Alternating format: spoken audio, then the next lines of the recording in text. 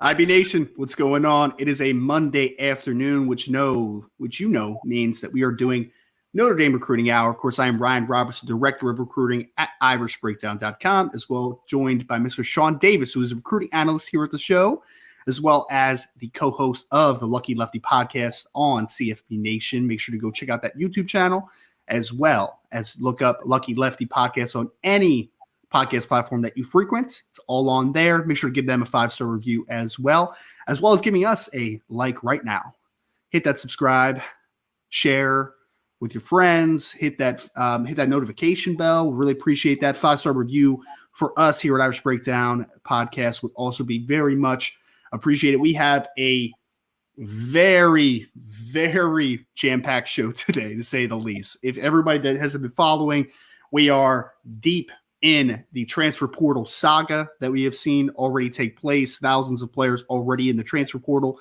We're also less than 2 weeks away from National Signing Day on the 21st of this month. So we have some updates. We have some new thoughts. We have some new headlines that you need to kind of be aware of. And of course, Sean, we had what was a peaceful Sunday throughout most of the morning was quickly derailed when we heard the news of the impending decommitments of Brandon Davis-Swain in the 2024 class, 4-star defensive end out of the state of Michigan. So we didn't think any better topic would be suitable for today more than talking about 2024 defensive line recruiting. Now that the class is just Owen Wafel, who is a 2024 defensive tackle out of the state of New Jersey. So there's only one-man class right now. We have talked about the deep importance of Notre Dame really hitting on defensive line recruiting in 2024. So we'll talk about that, including some of the top targets, players that Notre Dame has interest in, and talk just about the state of it and what it means and what we should be looking at moving forward. We'll also get into some recent recruiting news, both on the transfer portal side of things, as well as some visits that the coaches made this last weekend. We know with the dead period being lifted last Monday, the coaches have been out and about all last week. They'll be out and about all this week. Yeah. Very busy time, Sean, and then we'll hit the mailbag at the end. But, Sean, we are in the midst of the madness, man. I guess a good way to start this podcast off, and the way we're going to start this first segment is Brandon Davis-Swain, decommitment from Notre Dame, who was, if you remember back to spring game last year, he was the first commitment into the class. And kind of the details here, and you should go to boards.irishbreakdown.com because Brian Driscoll made a post yesterday as soon as it happened about kind of the backstory on it. Yeah. Basically what the backstory is, I mean, Sean, it was pretty mutual, right? There was, I think on the Brandon Davis-Swain side of things, they were looking for some promises to them, some things that they were kind of asking for. Notre Dame did not see it fit, to kind of make those promises happen for them. And it was just kind of they had a moment, I believe, yesterday morning where basically they said that maybe it's better if we part ways. So this was not just one side spurning the other. This was a mutual decision for both sides, and it was probably better to just move on from there. But Sean, to get us started here, man, I guess your thoughts on the Brandon Davis-Swain decommitment and what this means for Notre Dame in the 2024 class at this moment. Yeah, I remember, when I did the story on Brandon Davis-Swain prior to him visiting for the Clemson game, and then afterwards, the conversation that I had with his dad. The conversation I had with Brandon was quite calm. And then I picked up a conversation with his dad, and his father was quite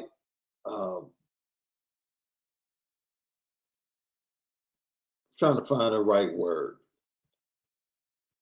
adamant about his feelings, about the way his son had been treated, and about the way they were deciding to handle his recruitment as far as visiting schools and enjoying the full process. And multiple times he made it known that Brandon chose Notre Dame, and that's the school that he wanted to choose. He said it multiple times. And sometimes, you know this, Ryan, sometimes when you listen to someone and you're interviewing them, certain things jump out to you in that conversation. And then as things develop, you go back and remember the full conversation, and then, it adds a little bit more context to something that happens in real time. And so for me yesterday, of course, me on a Sunday, where I'm going to be on Sunday morning. So, of course, I step out of church and, Brian contacts me to let me know, like, yo, I'm giving you a heads up. This is what's going down. And I'm like, oh, okay. And like, there's literally no reaction from me, right? Because it's like, okay, like, I didn't see it happening this quick, but it doesn't shock me that it happened. Right. Like, it doesn't shock me at all because the direction and how things were being led in terms of his dad doesn't shock me at all, because his mindset as far as going out and going to other schools and seeing what's out there is obviously something that is really not happening as much as people think when it pertains to the kids that are committed to Notre Dame, but you do have the small piece that are actually going out searching. And that's not to say other programs aren't coming to young men and presenting them with things, which is totally different, rather than young men going out, gathering information and then bringing that information back or coming back to Notre Dame and saying, what about this? What about that? That within itself, we've seen multiple times, as you talked about. It was a mutual parting of ways. And the only person that has really stepped away from the program where it wasn't a mutual parting of ways is probably Dylan Edwards. So that's a good point. This is really Notre Dame, taking a stance like, look, it's fine if you want to go out and gather information. It's fine if you want to take visits and you stay in constant contact with us. That's fine. These are all things that Brandon Davis and his father said they did with the staff. But one thing we're not going to do is play this, negotiation game. Right. We're not doing that. They've been steadfast in that. And, in this time, that's to be applauded. You might not like it because you lose a few players. Right. But that's to be applauded, right? Because at some point, like, how much do you want to actually give before the kids actually run the program? It's like, you continue to give, you're basically turning the reins of the program over to the kids. You're losing the power, right? Absolutely. Right. Exactly. So, no, and especially, dude, this is his first full calendar year as a head coach. That's not the way you want to start off as a head coach. So.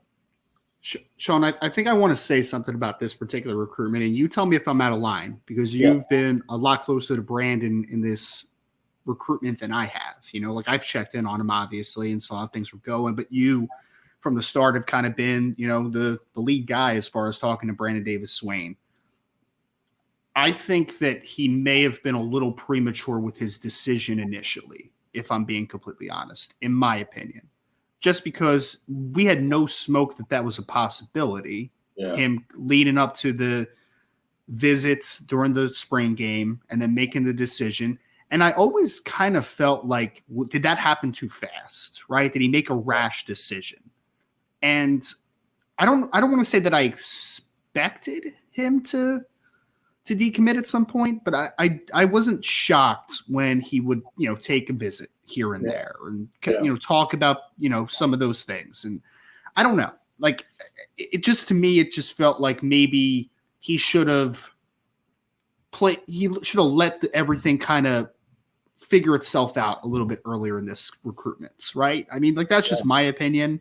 Again, that's not something directly from Brandon Davis-Swain. That's not something that anybody else on this podcast or on this message board or anything share with me. It did seem like it was a little bit of a rush decision early on. I don't know if you agree with that or disagree, or it's just kind of my take on it. Well, it is. Well, you see a kid like Jack Larson, because I remember when Jack decided to make his commitment and talking to his coach said that he wants his players to commit in their junior years because of injury, right? Most schools will honor the commitment you make if you get injured in your senior year. So he said, you know, he likes for his high school players to go ahead and decide in their junior year. So a lot of different POVs about recruiting out there. And this is the thing, Ryan. And man, please let me know how you feel about this. The landscape is changing, right? So the old model to where your commit meant something because there really wasn't a lot of information to gather after that other than my coach left, my position coach left, my head coach is no longer here. I actually like this staff a little bit more. That was it. With NIL and everything that's always evolving, I have no problem with young men waiting, especially if you want the full process. Then wait. Yep. Wait. And it goes to your point. He was premature, right? Yep. And my problem is, you know, I'm stepping in if I'm in that position and saying, you know what, let's talk about this in the car ride home. Exactly. And if you feel the same way, then you can call when we get home and commit. Is, you know, just to protect my son or daughter, whomever's making the decision, from having to go through what Brandon Davis-Swain is having to go through right now. And look, it's really sad because what else do you think a 16, 17-year-old kid is going to do? Come on, dude.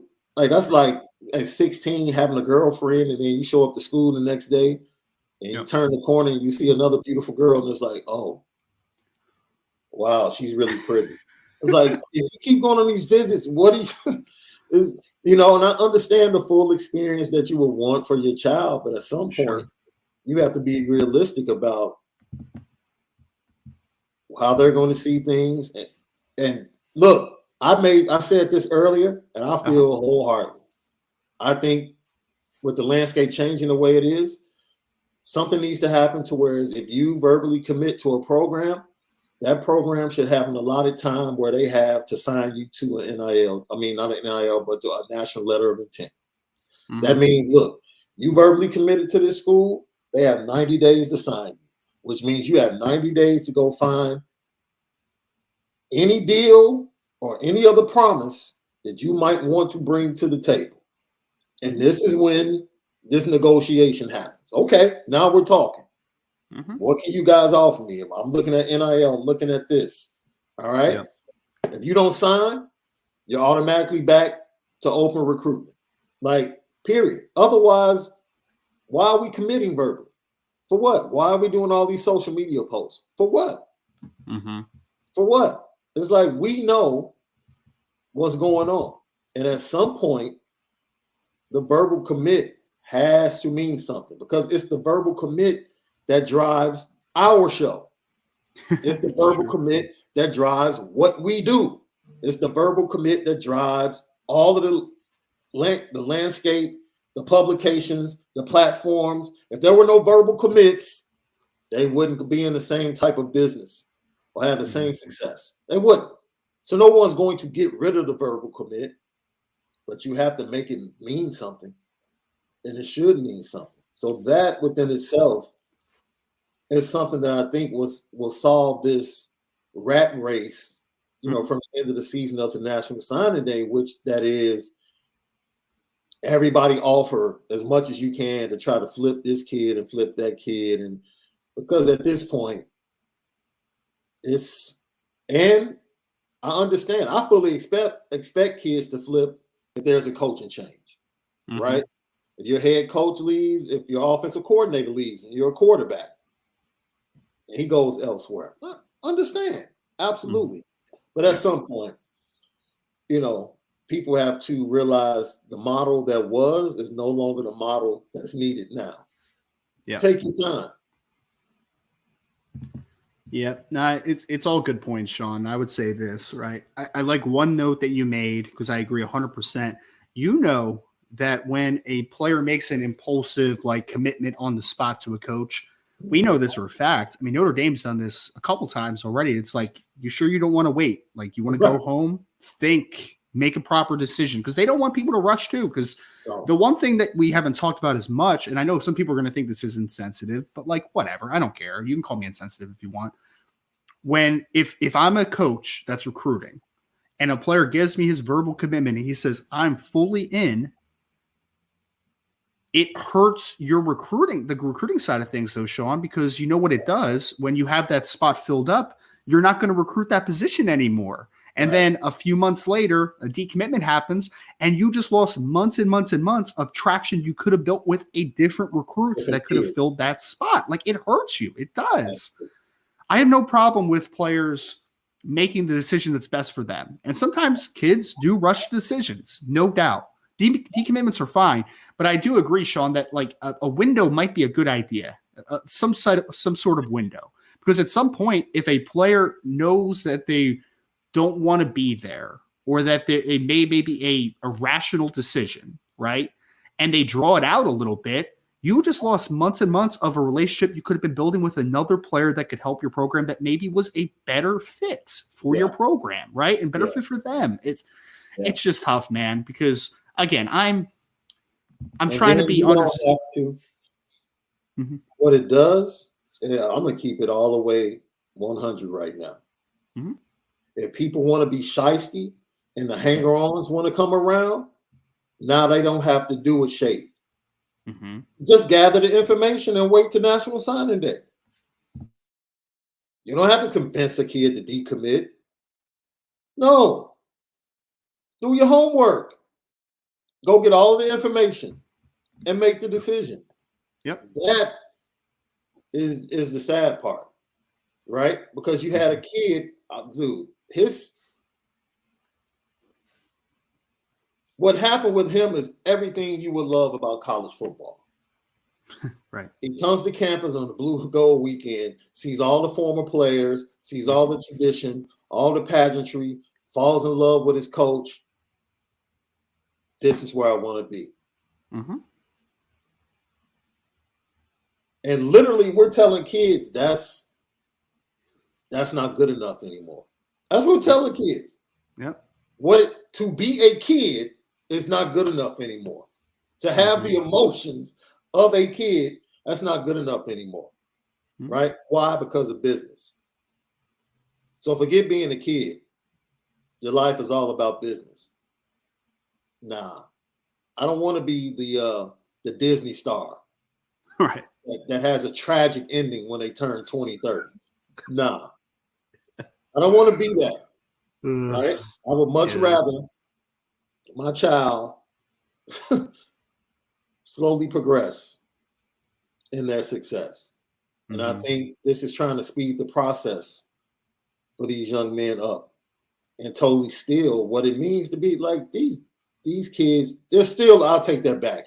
There's still a nice portion of kids and parents that are allowing their children to have that experience.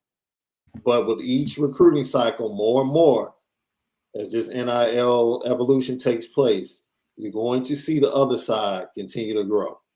And unfortunately, that's the sad part of the business.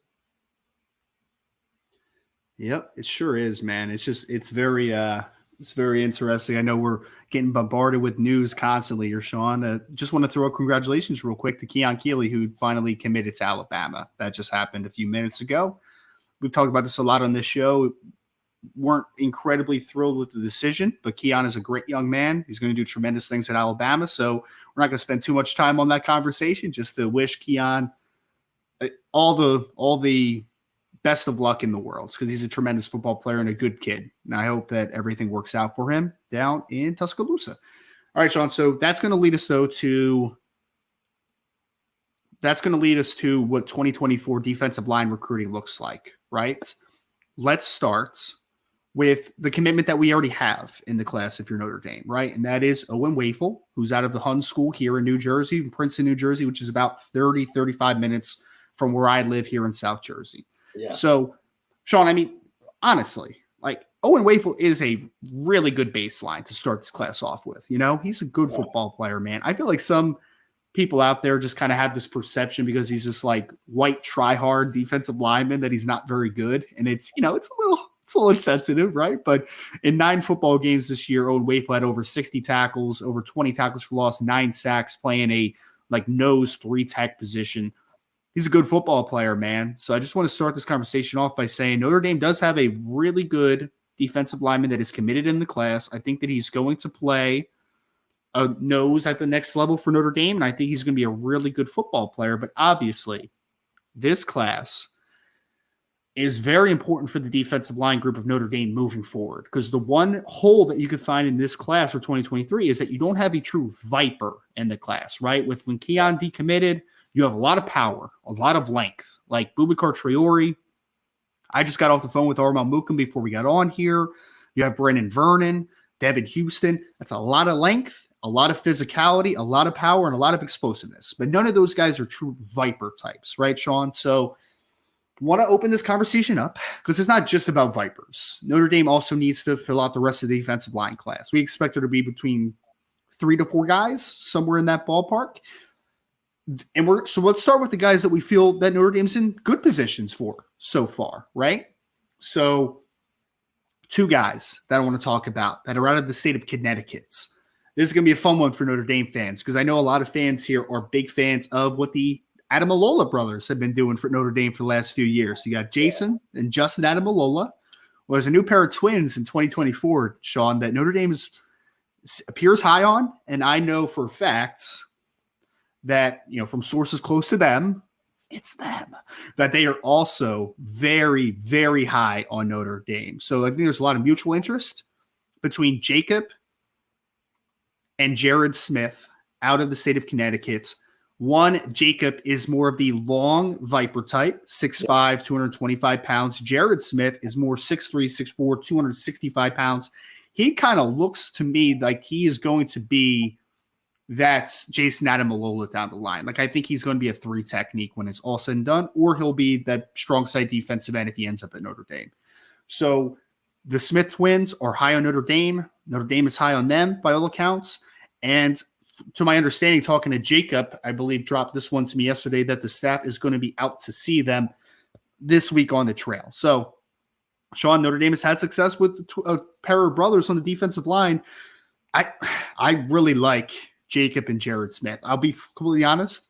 I like Jacob a little bit more as a player, just a little bit, because that is not because Jared's not a really good player. He is. I like Jacob more just slightly for Notre Dame because that's the type of player that Notre Dame needs, right? They need that bendy pass rusher, more viper type.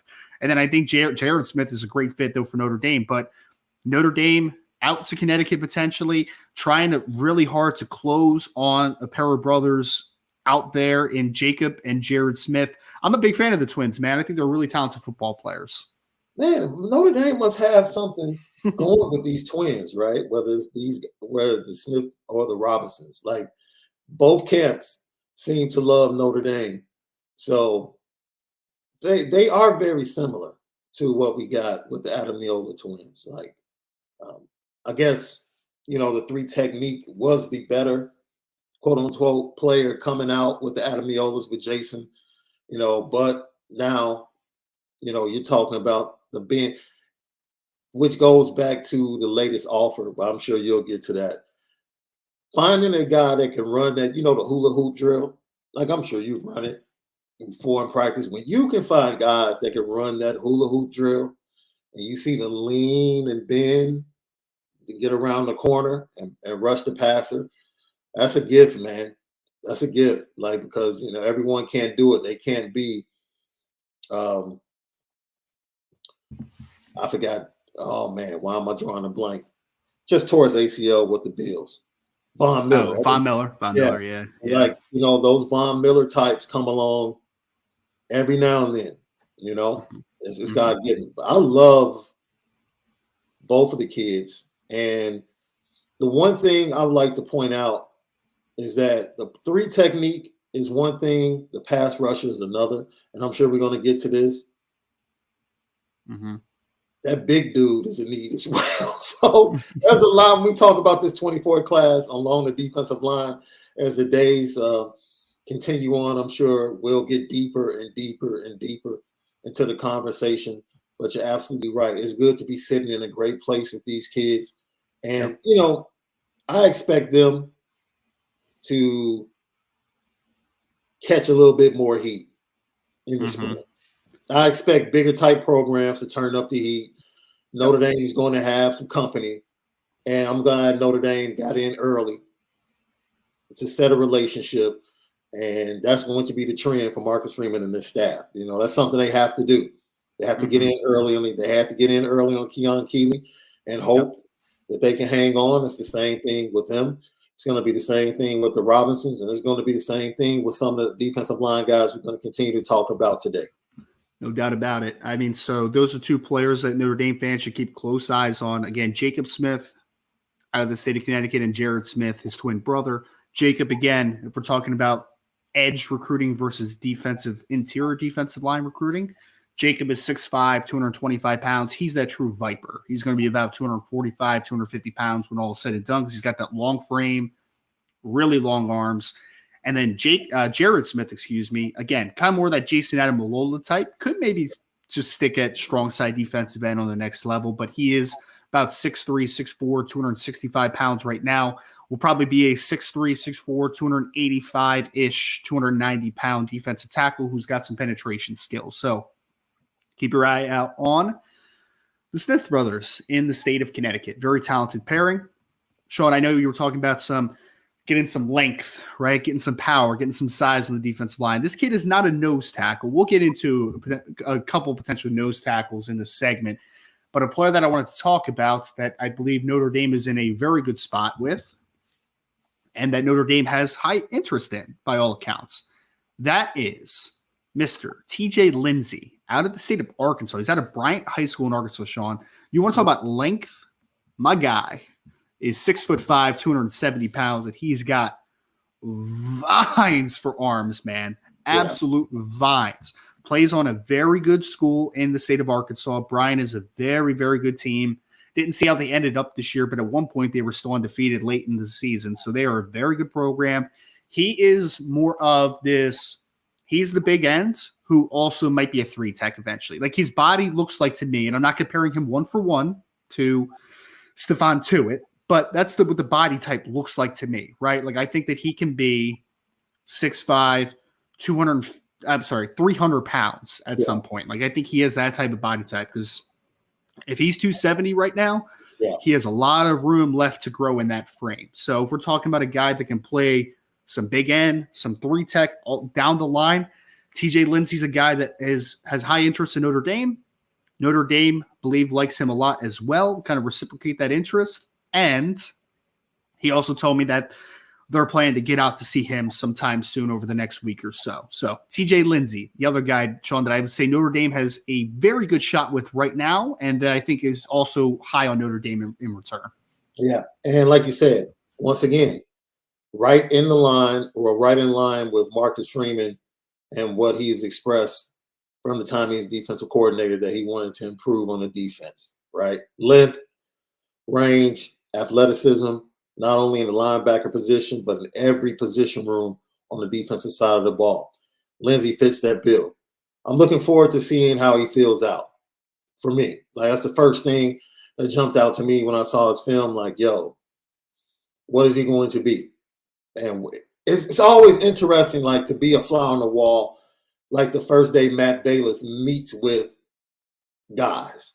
Like this is how I see you. Like, oh, okay. That's the plan you have for him? Okay. All right, cool. So I would be very interested to hear that conversation that Matt Balis will have with Lindsey. Because I think that conversation, if I'm talking to recruits, some of those conversations actually happen on their visits. Right. Where they start to get a view of how they're going to be used defensively or whatever position they're going to be playing. So, look, it's one of these things where you have a kid like this from the Midwest. Of course, look, the Razorbacks are going to be connected to this young man because he's an in-state guy. and the program is doing pretty good right now under Sam Pittman. Yeah. But look, a kid like him, I can see him blowing up very easily. Oh, he's going to. Oh, absolutely.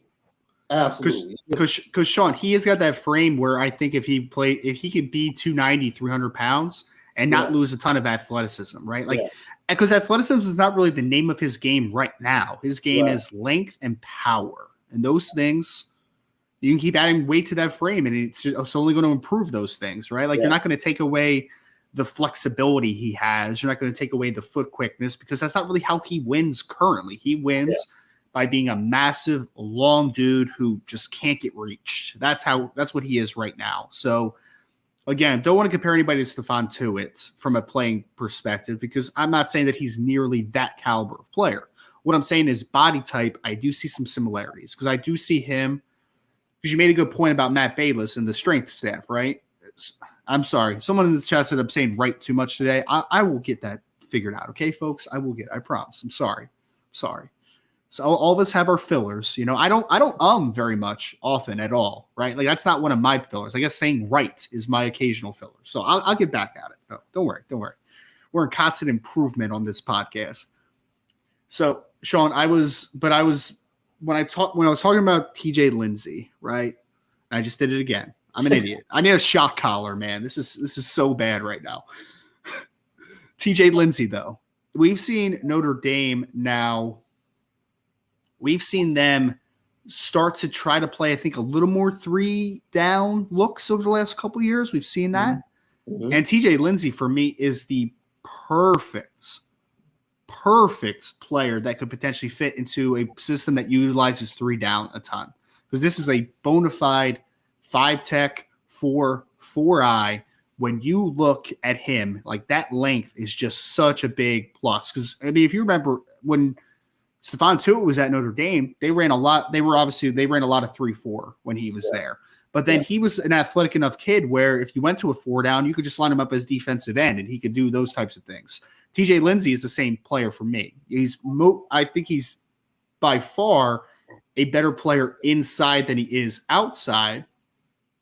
But I do think that he is enough athleticism, enough speed, enough length that he could play a little bit inside and out. So I think that he is a really intriguing football player because, to your point, he's rated as basically a 3-star across the board. But I think he's going to blow up. And you look at some of his offers, like he's got Georgia and SEC schools interested in him. Like, this isn't a guy that's just like a bona fide 3-star. He's going to get to that point, and he's got interest in Notre Dame. So, getting a player, I think that there's a sort of comparison to what Jason Moore would have been to Notre Dame this cycle, right? I think that Jason Moore is definitely a better version of it at the same age, but they both had that similar length, size profile where you can play inside and out a little bit.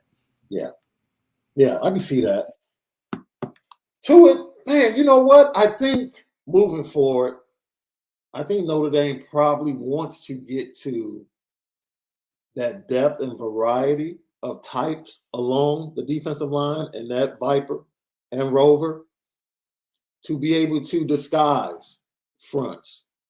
You know, maybe make something look like a 4-man when it's really a 3-man over, or, you know, or a 3-man under type thing, and get into like different disguises because they like to do that in the secondary already. But it'd be interesting because when you get those different body types, it gives you the opportunity to be able to give certain looks and play certain defenses that Notre Dame really hasn't had the opportunity to play. Yes. Because of that lack of range and length. No doubt. And I wanted to start to do this more as we move forward, Sean, but Shamrocker just said, what are these players ranked by the various services? So Shamrocker, I know that the Smith twins, I believe it's 247 or it's on 3. I can't remember which one, but they're ranked inside the top 100. So they're top 100 national players. TJ Lindsey, I think he may be a 4-star on one platform right now, but he's mostly a 3-star player right now. So he's underrated. The Smith twins are rated pretty high. So that's kind of what the board looks like, though, right now, Sean. I definitely want to talk about some other targets that are on the board. We wanted to start out with the kids that we feel the best about for Notre Dame currently. But certainly there's some big fish that are on the board that Notre Dame still has a shot at. It's just now about actualizing, doing. They're doing a good job in certain instances, but now you need to kind of make a push forward. So we're going to talk about a few players here. Player we get asked about every single show, Sean, and for good reason. Good reason. Justin Scott, out of Chicago, St. Ignatius, 6'5", 310 pounds, rated as a top 10 player nationally by at least one service. We've talked about this a ton, Sean. I'm going to kick it to you, but we do feel like Notre Dame got on him a little later than they should have because he goes to a Catholic school in Chicago. It's an hour and a half from Notre Dame, right? Like it's a little bit inexcusable. But I guess if you want to give just any update you have on Justin Scott, your feelings about that recruitment in general, and we'll just kind of work through this a little bit, man, because if there is a player that should be of top priority for Notre Dame, Justin Scott certainly fits that billing. Well, as I said before, just background, man, my relationship and discussions with Justin Scott started months before he received this offer from Notre Dame. And even at that time, he was waiting for the offer. Like, man, I'm waiting for the offer. And you had schools like Wisconsin that were already in on him, Illinois that was already in on him, Michigan was already in on him. And, you know, I told him, like, the offer's coming. And the holdup was the transition with the new staff coming in. And the new staff really didn't get in place until, late February, March. And they were locking in on the 23 kids.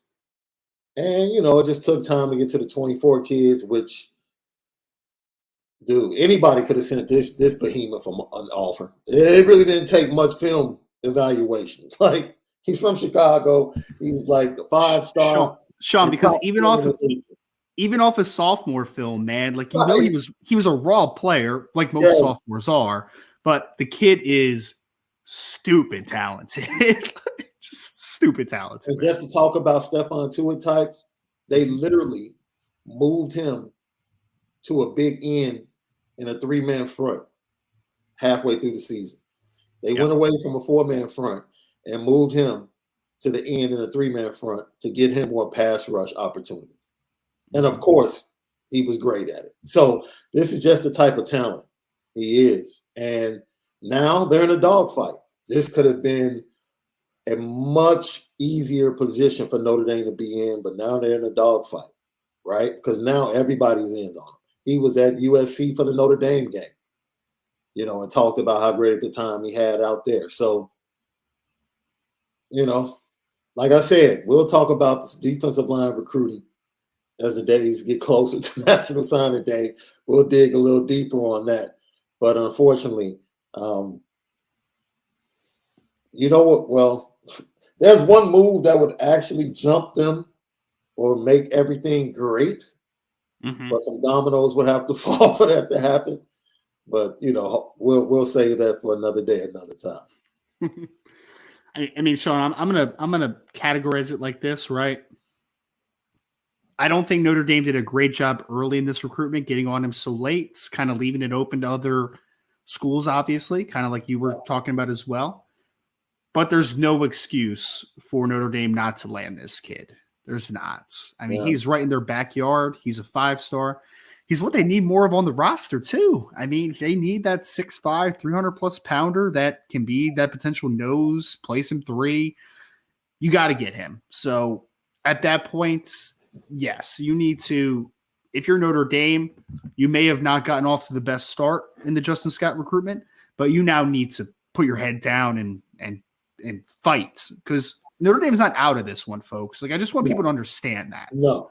We're not saying this is doom and gloom. It's over with Justin Scott. What we're saying is that they let it become more of a fight than it needed to be.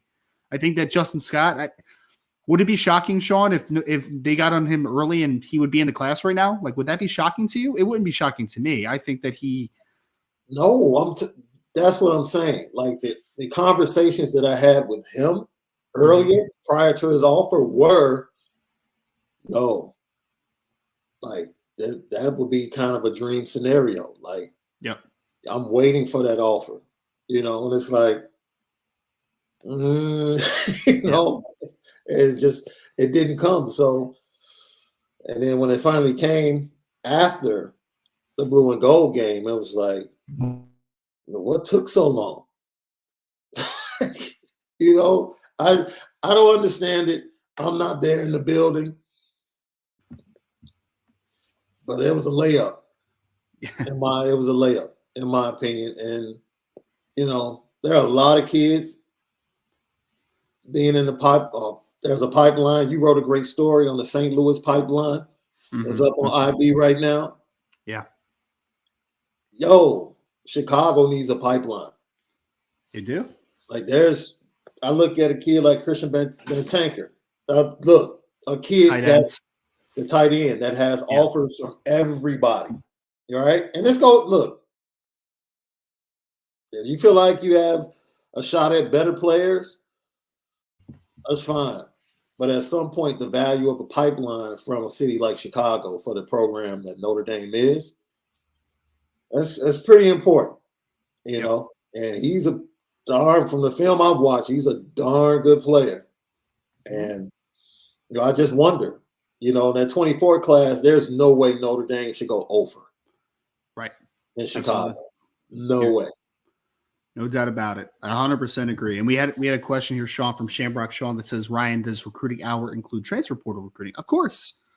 I'll say this, Shamrock Sean, as I was getting into December, I knew I was going to be busy leading up to signing day on the 21st. But now that the transfer portal is open, I am also extremely busy trying to figure out the targets on that end as well. So yes, we could talk about some transfer portal stuff. We will talk about some transfer portal stuff in the next segment as well. But if you want to throw it into the mailbag, we can absolutely talk about it. There's no problem at all.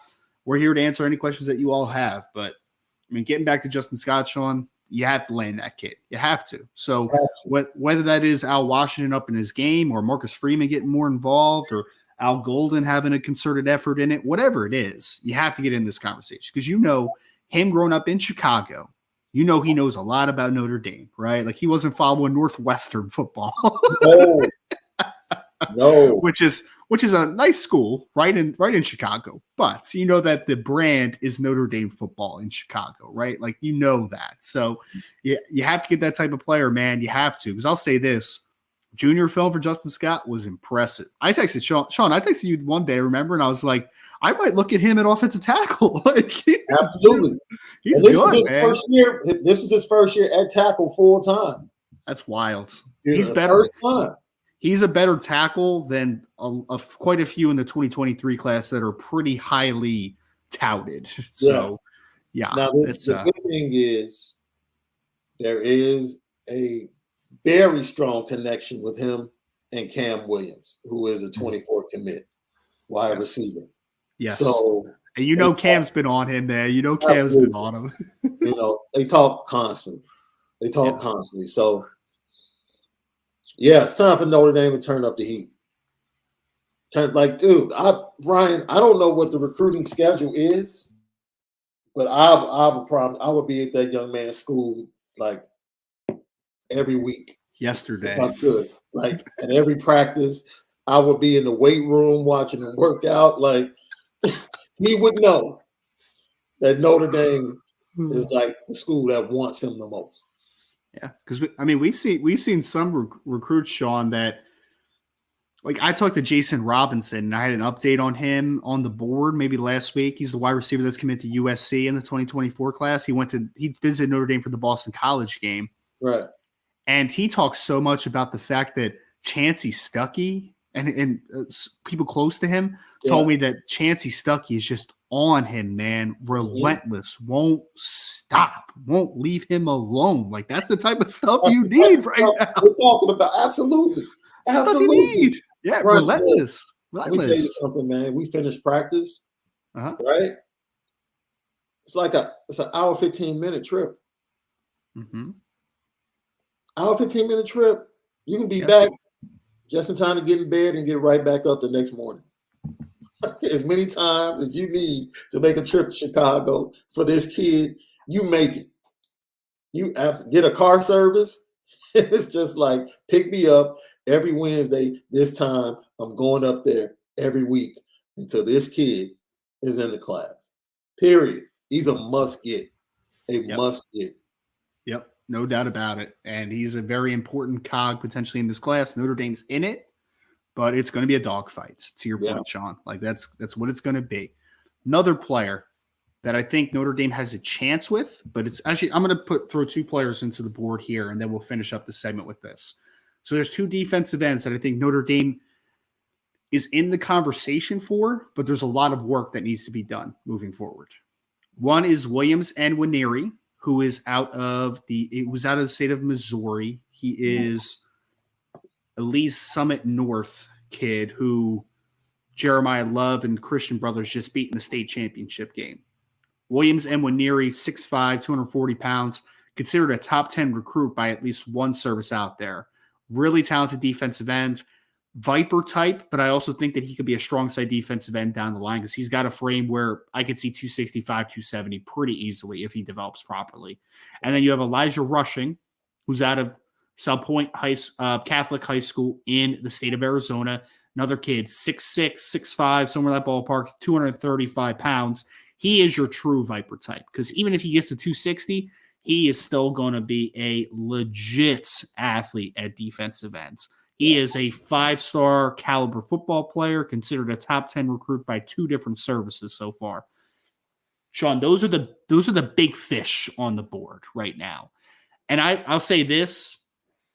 I feel a little better about where Notre Dame is with Nwaneri than I do with Elijah Rushing, just because Elijah Rushing's an Arizona kid who is getting recruited by everyone, right? All the PAC schools want him, all the SEC schools, ACC schools. He's not a somewhat localish kid. Like there's going to be a lot of schools that are going to be very interested in Elijah Rushing, and they already are. Williams and Nwaneri, I think they have a little bit of an inside shot. Again, I wouldn't say that they're the leader for him or anything, but I would say that he is very receptive to Notre Dame. There's no doubt about it, because he's seen what Notre Dame's doing in the St. Louis area recently. Yeah. And Look, yeah, go ahead. I'm sorry. Go ahead. I was just going to say he see what they do in the St. Louis area right now, and I think that those relationships with guys like Jeremiah Love and Christian Gray, and some of the 2024 kids like Jeremiah McClellan and Ryan Wingo that Notre Dame is making top priorities. I think that is going to help them a little bit with Williams. But again, I wouldn't call him the leader for either guy, but they're in the conversation. But again, it's going to be a dogfight similar to Justin Scott. Pipelines mean a lot, right? Mm-hmm. He has that to look forward to. Ringo, McClellan, like you said, guys that could be coming in 24. Justin Scott, he's looking at Christopher Tarrick and his guy. They're playing possibly in 24 that he can play with. So establishing those pipelines. Michigan, the pipeline that they've established. Of course, that's hurt with the decommitment of Brandon Davis-Swain, but you continue to go into Michigan. You get the Josh Burnhams. You get, you get those guys. You get the CJ Carrs.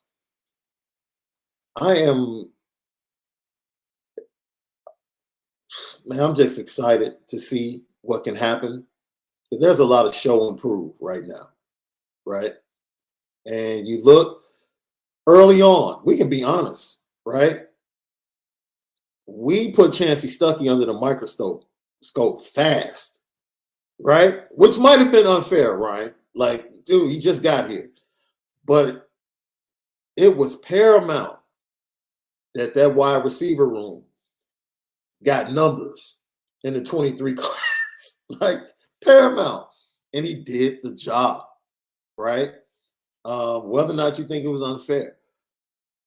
You go to the quarterback room, even though we got the late addition of Minchie and CJ Carr, 23, 24.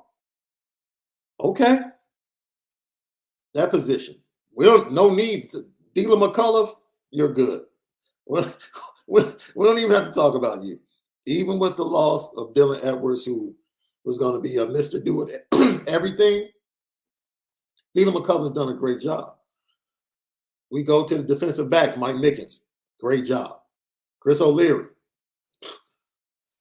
with the two safeties he has in this class in 23 currently, nothing.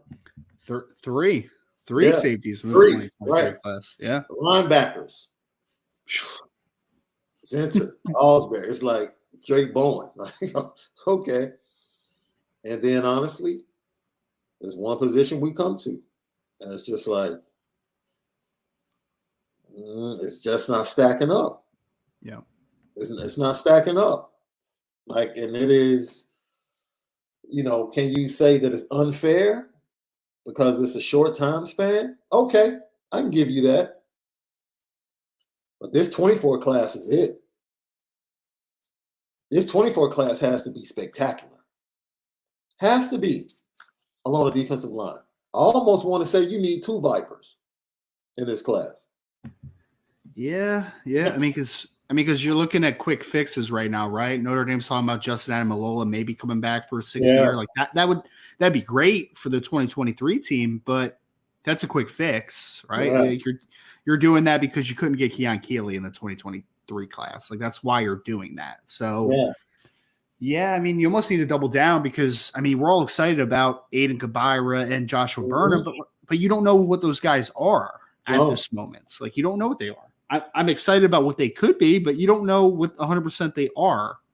So, yeah, I mean that's where we are, folks, right now. So Notre Dame's certainly in the conversation with guys like Williams and Nwaneri and Elijah Rushing, but there need to be priorities because I want to push back on someone. Someone said this in the chat earlier, but I forgot to start, Sean. They said Notre Dame's defensive line recruiting is terrible, and I push back tremendously on that. I do. Look, a four-man class of Boubacar Traore, which is rated as a top 100 player, Brendan Vernon, who by some is rated as a top 50 player, a Armel Mukum, and a Devin Houston, who's also rated as a top 150 player by at least one platform. That's still a good class, man. It still is.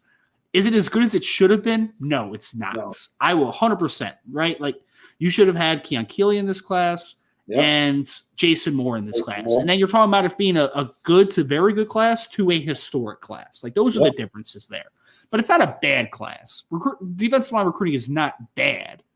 It should have been better is the point. And I will 100% there, right? Yeah. But the point is that 2024, after a couple misses in 2023, you have to hit in 2024. You have to. Like you can't miss out on Justin Scott. No. You can't. No. You can't miss out on maybe if you can get in with one of those top-ranked defensive ends. You need to, right? You need to get one of those guys. So, yes. Should it have been better? Absolutely. Is it still really good? Yes. 2023 was still very good. There was a hole at Viper, no doubt. There was a couple of misses in this class. Not giving out Washington and the rest of the staff passes for that. There were a couple misses. There were, folks. And we'll talk about this more as we get closer to signing day. Does that make it terrible? No. We're too hyperbolic around here. We're too. It's either everything's amazing, everything's the best ever, or everything sucks and we want to burn it to the ground. No, we're still okay. Notre Dame is still okay. It's just that it does need to get better, though. There's no doubt about that. No doubt about that. So that's going to do this, though, Sean. That's kind of the 2024 board a little bit, right? A little bit of the background and some players to keep an eye on for Notre Dame. And we didn't mention Darius Hayes, who's a talented kid out of Florida, who is technically a linebacker, but might be an edge at the next level that I know Notre Dame is very high on. And I know they'll be out to visit him as well this week. So that's the defensive line recruiting on the Notre Dame recruiting hour. Don't go anywhere, of course, because we're going to go into our second segment where we're going to be kind of recapping a visitor from this past week on the recruiting side of things, some transfer portal talk. We'll also be talking about another transfer portal player that we'll be visiting next week. And we'll be talking about some of the visits that the coaches have made on the trail. So before we get to that, though, if you could hit that like button, share this podcast, hit that notification bell. 5-star reviews are very much appreciated on your favorite podcast platform. That is going to end this section of the Notre Dame Recruiting Hour. All right, Sean, let's get into some transfer portal talk to start this conversation. We'll get back to the high schoolers. So an interesting tidbit that I just wanted to throw out there for people. A position that we haven't talked about, Sean, too much, that is a big point of emphasis in So I'm just reading things that are calling Notre Dame average and stuff, and I'm just moving on. I'm moving on, man, because 2023 defensive line class is not average. I'm sorry, guys. I'm sorry. It's still better than it has been in recent years. So, Sean, the position that we haven't talked about a ton that is definitely a priority in Notre Dame recruiting is kicker. Kicker is going to be a priority. Oh, Sean, look, man, this is where we are with kicking right now. Blake Grupe is out of eligibility after this year. Yes. Who's your starting kicker. And Joshua Bryan has not done anything to make us positive that he could be the guy next. Yeah, we expected him to kind of be that next guy that would evolve this year and be, the heir apparent. But it hasn't worked out that way. Yep. So there is a kicker that was on campus this past weekend, Sean. I never thought we'd be spending much time on a kicker visiting Notre Dame. But this young man, I talked to someone close to him over the weekend, and I do think that there is some significant interest in Notre Dame. Spencer Schrader, who is a graduate transfer out of South Florida, Sean. I spoke to a trainer that works with him. I put this on the message board over the weekend when we found out that when he was visiting Notre Dame. So a little background on him, 6'2", 180 pounds, senior kicker. I think he was listed as a junior, but he's a senior technically in school. Graduate who was 11 out of 13 in 2021 as a kicker, 50, including a 52-yarder. And this past year, I believe he had 50 touchbacks on 62 kickoffs. So some good numbers for a kicker. And I know someone just said something about Bryce McPherson. Bryce McPherson is the punter that we should be expecting to be the starting punter for Notre Dame. We're talking about the kicker at the moment. So Schrader, Sean, has had some good numbers, a little bit up and down during his South Florida career, though. Talk to someone that works with him that also does a lot of consulting on the kicker side of things. Yeah. And because I'm not a kicking expert, not like I'll leave the experts to that area. I do not scout kickers. I don't. I was told, though, by them that Schrader is an NFL kicker from a talent perspective, was under-recruited coming out of high school and has remained a little bit under the radar, but he is a tremendous student, a really good, comes from a really good family, and he would be a tremendous fit at Notre Dame. So by all accounts, he had a good visit to Notre Dame this past weekend. I think that Notre Dame feels good about their chances. Schrader, I think, is also going to, kind of do his due diligence a little bit. But as of right now, we feel pretty good about where Notre Dame is with Spencer Schrader, the grad transfer kicker from South Florida. So, Sean, I don't know if you want to add anything to that, but that's where it is, man. That's where it is. Again, I didn't think we would take any time with kickers. It's always good to have a good kicker, right? It's how schools, I wonder where all these same schools always end up having like really good kickers and punters. And you have to question yourself, like, okay, where are they going? Like what Right. what body of water are they fishing out of that everybody else doesn't know about? And John Sock was a pleasant surprise from a punting standpoint. Blake Grupe was kind of underwhelming, inconsistent. I think the difference, man,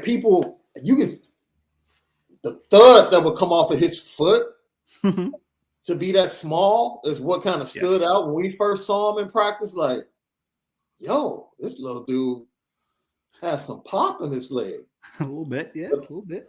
But he was just inconsistent. So they did what they had to do, right? They had young guys in the program that they wanted to see if they could develop. But they went out and got grad transfers to come in and supplement for that 1 year, which turned out to be, okay from the place kicker standpoint, but turned out to be really good from the punter standpoint. So, yeah, man, he was. John Stout was a semifinalist for the Punter of the Year award for the Ray Guy, right? Yeah. So, he did a tremendous job.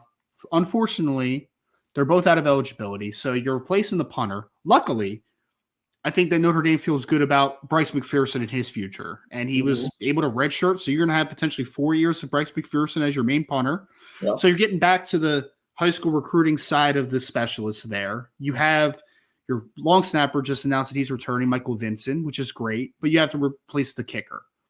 It sounds like it potentially could be Spencer Schrader if he decides to come on, but that's kind of what Notre Dame needs to find an answer there, because I know it's unfortunate that Joshua Bryant has not developed, but it just doesn't seem like he is a player that they can trust as the main kicker in this situation. And they also lost Harrison Leonard, who I know was a preferred walk-on that was, had done some kicking for them in the past. I believe he's at Rhode Island now, and he's not doing that well, which is kind of weird. But yeah, so you have to figure out your kicker, because your punter is solidified for the next few years.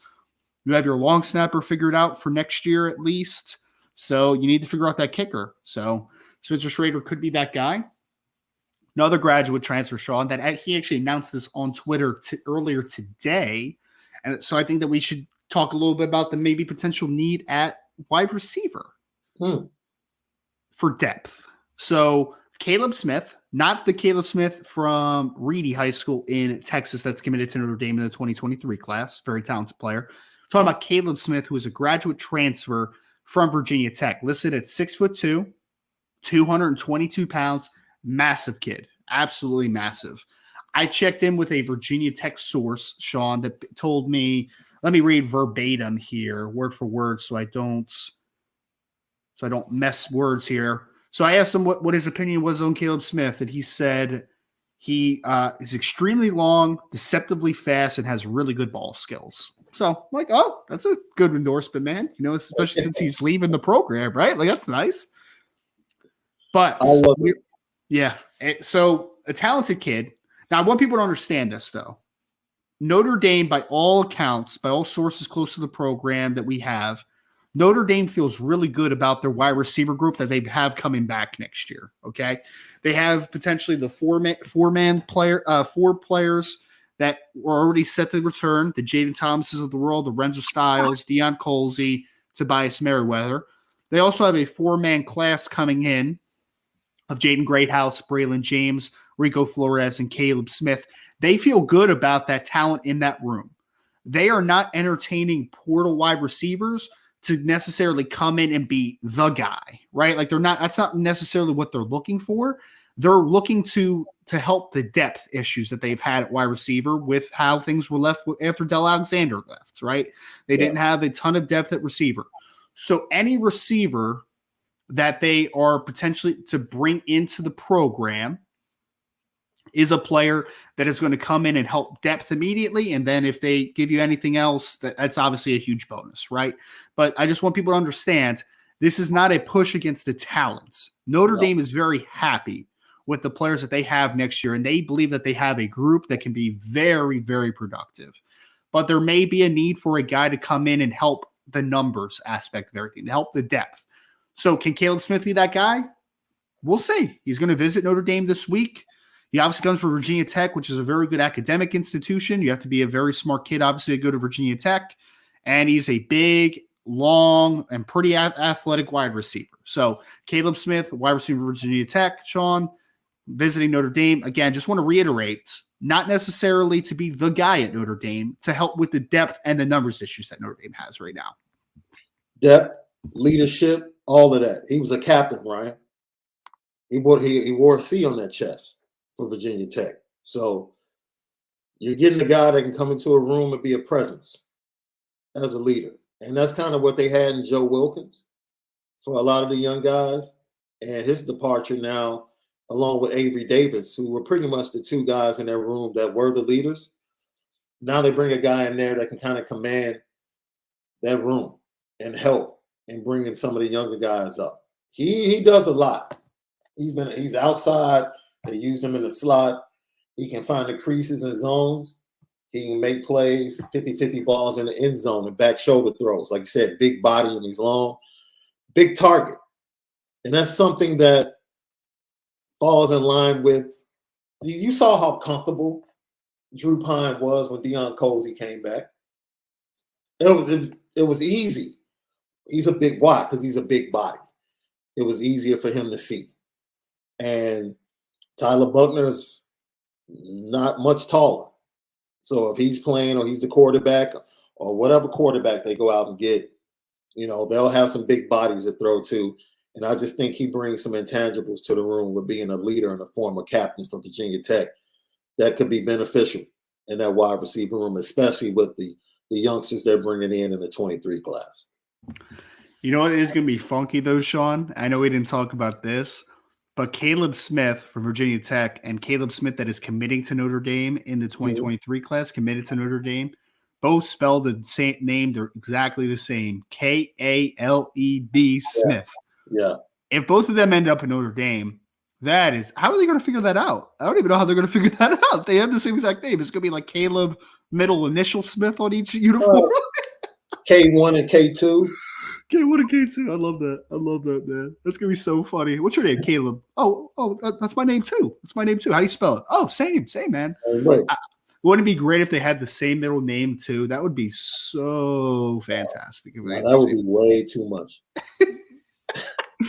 Oh man, it'd be so much. It'd be so funny. It'd be so funny. But that's where we are right now. Again, Caleb Smith, graduate transfer out of Virginia Tech, wide receiver, is going to be visiting Notre Dame. Notre Dame, if they do get a transfer from the portal at the wide receiver position, we're told again that is more a let's help with the depth issues that we have had at wide receiver. Because again, they expect 4 players back in the room, at least 4 back in the room.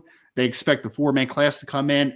And I think Notre Dame is extremely happy. I mean, why would you not be happy about a potential 8 wide receivers that include guys like Tobias Merriweather and Deion Colsey and Braylon James and Jaden Greathouse and Rico Flores? And that's a talented group, Sean. It's really talented. You have a lot of bigger guys. You have a lot of different body types, a lot of different types.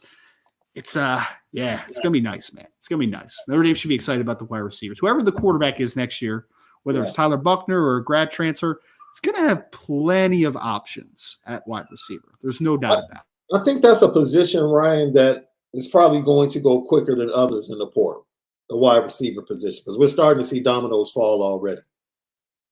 I believe the young man that transferred from Iowa, he committed over the weekend. Keegan Johnson. Yeah, the Weiss kid from Oklahoma, I think, committed to Missouri. So that wide receiver position, the dominoes are starting to fall quicker than any other position. They are. They absolutely are. So those are a couple grad transfer positions. If you guys want to talk more about other transfer portal targets in the mailbag, please feel free to throw in positions or talking points, players. We'll talk it out, man. We'll talk it out. But that's kind of what we're looking at right now. Definitely need a kicker, possibly get a wide receiver to help with depth. That's kind of what we're looking at with those 2 positions specifically. And that's where we're kind of at. So Sean, like I said, though, a fun topic that I want to talk about is we had a lot of movements on the recruiting trail from coaches going to visit both committed players in the 2023 and 2024 class, as well as getting in on some key targets in 2024 early on. So I wanted to open up the conversation because this is an interesting topic that we've talked about a little bit, but I really want to hone in on it. So Peyton Bowen is a player, 2023 commits, Denton Guyer High School in the state of Texas. Unfortunately, they fell this past weekend. Sure, I don't know if you saw it, but they lost to DeSoto to end their undefeated season. Where was the defense in that game? Right. Because there were a couple clips of Peyton, man. He laid the dude out on one play, had a nice pass breakup on the other. I'm like, wow, they didn't play any defense during that game. It was a tough weekend for Notre Dame commits, by the way. Yeah. But so Peyton Bowen's a player that everyone keeps talking about, just 2 weeks away from signing day, Sean. He's been a flip candidate for like 20 months now. It's been wild. It's been a long-running conversation. So I want to talk about this, though, Sean, as Notre Dame has used these visits to their advantage over the last week, and it will continue to do moving forward. I just want to get your thoughts on it. So they have now had, on 2 separate occasions, two different groups of coaches go to take a look at to go to see Peyton and talk it up and visit and all that good stuff. So they've had 2 different sets of groups of coaches go, and they also have put out the feelers that we should expect Marcus Freeman to get back there before this open period ends and, before signing day. So Notre Dame is planning on having 3 different trips to see Peyton Bowen to, close this one out, right? Because there are a lot of people that are nervous about, does Peyton Bowen end up in the class? What does it look like? And I get it, folks. Like, I totally get it. There's uneasiness around this one. I get it. But I just want to open this one up, Sean, because I believe that Peyton Bowen is still firm to Notre Dame. I do. I think that he's going to end up at part of the Notre Dame team. But I do think that it's a good use of resources for Notre Dame to have so many different visit opportunities with the player that a lot of people have question marks about right now. I understand it. I sit with you. I'm not concerned. Right? The young man has a decision to make. If there's still one to make, I think ultimately the comfort level that he has with the coaching staff, along with his family,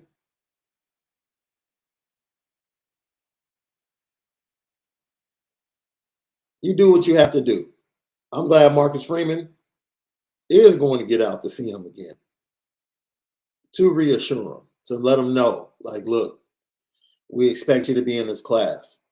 He has not gone silent on the 23 class as far as the other commits. He's still in communication with them.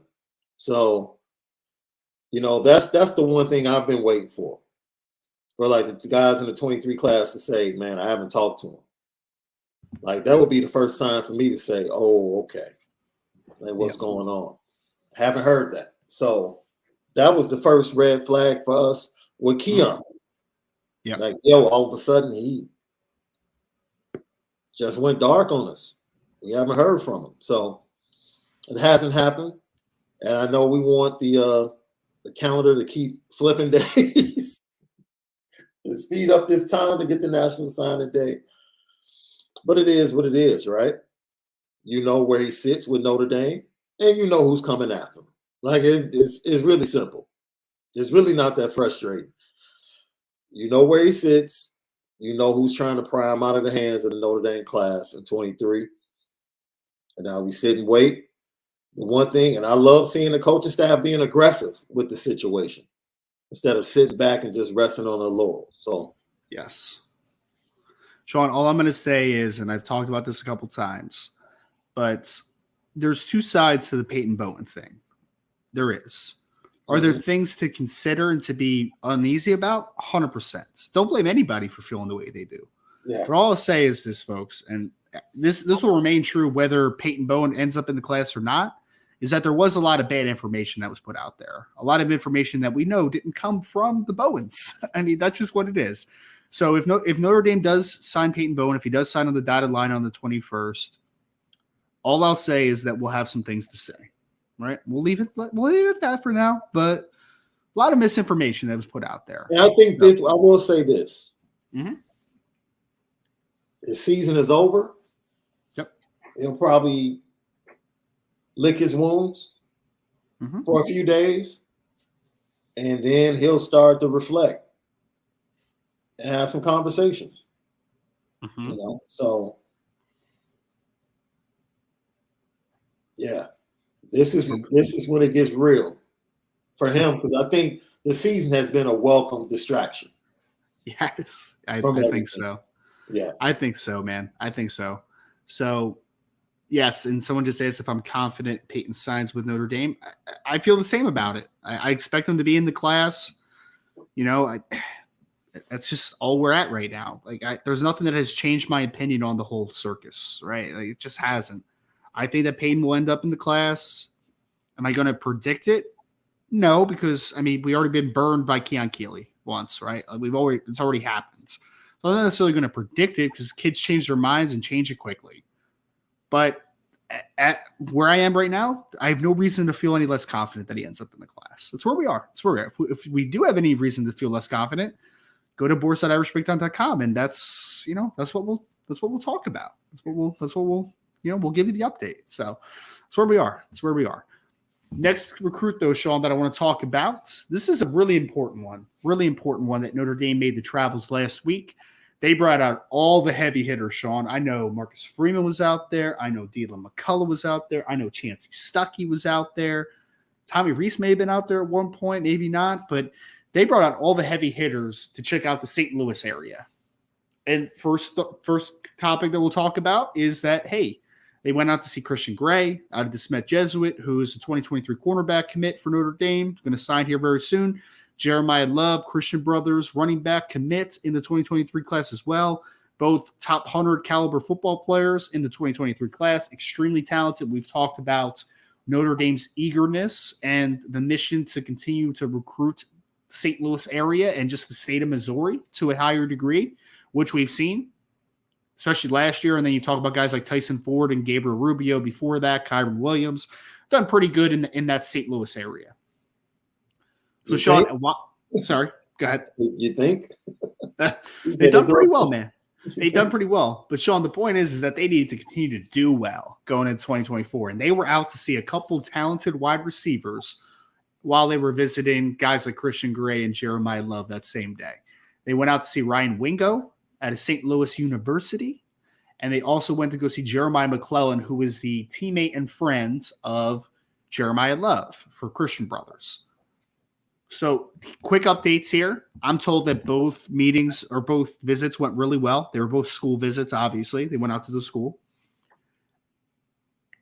And I also would say this, Sean, because people say, oh, this guy crystal balled here, this guy crystal balled there. And I hate the crystal ball thing. I do.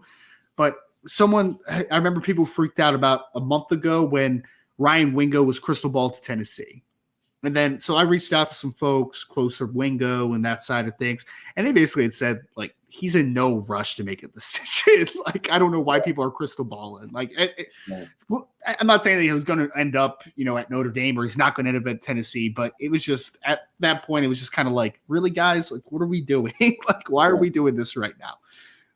I am told that there's high interest in Notre Dame. There is. It's another one that's going to be a fight because Ryan Wingo is a 5-star, top 15 caliber football player in the class, a tremendous football player. But what I really am excited about, Sean, is they're continue to really hone in on St. Louis. Ryan Wingo is a great football player. Obviously, who's going to be a main target in the class. But Jeremiah McClellan, man, we don't talk about him enough because of how good Jeremiah Love was for that team. But Jeremiah McClellan had over 1,100 yards this year, averaged over 20 yards a catch, was also a Wildcat quarterback, a couple dynamic pass catchers that are main targets for Notre Dame in St. Louis area. And McClellan showed up in the semifinal and the championship game for Christian Brothers. So dynamic, big-time player that likes to play. He's kind of like, reminds me of Ben Minich, like for Christian Brothers. Jeremiah Love got all the ink, but like when it came to clutch time, Jeremiah McClellan made some really big plays, just like Malik Hartford got all the ink. But Ben Minich ended up making some big-time plays on both sides of the ball at important times for their team. So if they get, look, let me tell you something. What he did in 23, if he walks in, let's really think about this.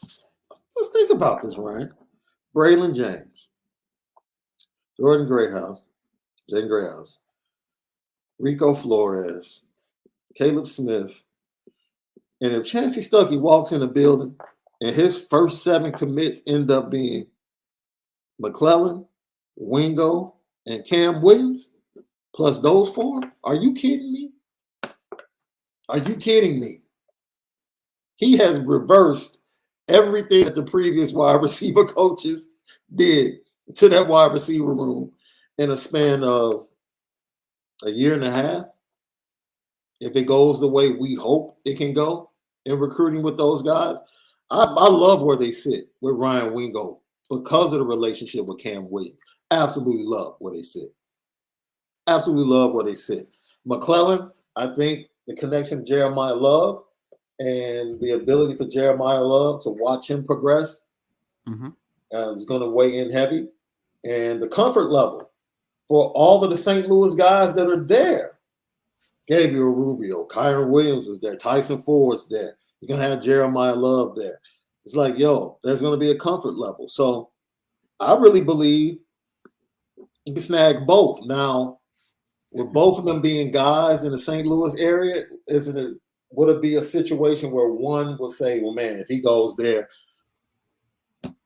I think I might want to go somewhere else, right? Because we've been in the same area so long, going back and forth, being the guy.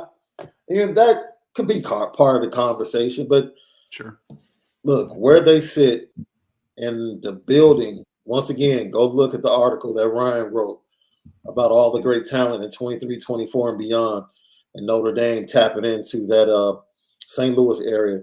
It's fantastic. Man, you love it. You have to love it as a fan, what they're doing in the St. Louis area. And they seem really close-knit there too, Sean, because I remember when I did the interview with Jeremiah Love leading up to the commitment, one of the first things he said was, I'm already talking to Ryan Wingo and J-Mac, Jeremiah McClellan, to get them to come to Notre Dame too. You know, like that was kind of the top priority. So it'll be interesting to see how Notre Dame can impact the St. Louis area again. Even if you get 1 out of 2 of those kids, it's a really good haul, right? Especially since you already have Cam Williams. Like Cam Williams is now up to a top 50 recruit, I think, according to 247 Sports after the junior season he had as well. So Cam's legit, man. He's legit. So getting a couple other guys in that same vein would be big for Notre Dame. Yep. On Thursday, Sean, last Thursday, there is sometimes you're going to recruit areas, Sean, that are a little bit difficult to get to. Okay, a little bit difficult to get to. So Jared Parker on Thursday wanted to go visit my guy, Carter Nelson, 2024 tight ends out of Ainsworth, Nebraska. He is your guy. Well, you don't say that lightly. He's your guy. I'll take it, man. Whether he ends up in Notre Dame or not, I'm going to keep a close eye on what Carter Nelson does at the next level, whether it ends up in Notre Dame or not. Ainsworth, Nebraska, Sean, not an easy place to get to, apparently. So this is what Jared Parker had to do to get to Ainsworth, Nebraska. He flew into Sioux Falls. From Sioux Falls, he drove 4 hours to get to Ainsworth, one way. Met with Carter Nelson, then had to drive 4 hours back to the airport. So my guy, for one single recruits, drove 8 hours, not counting what the airtime was on the airplane ride.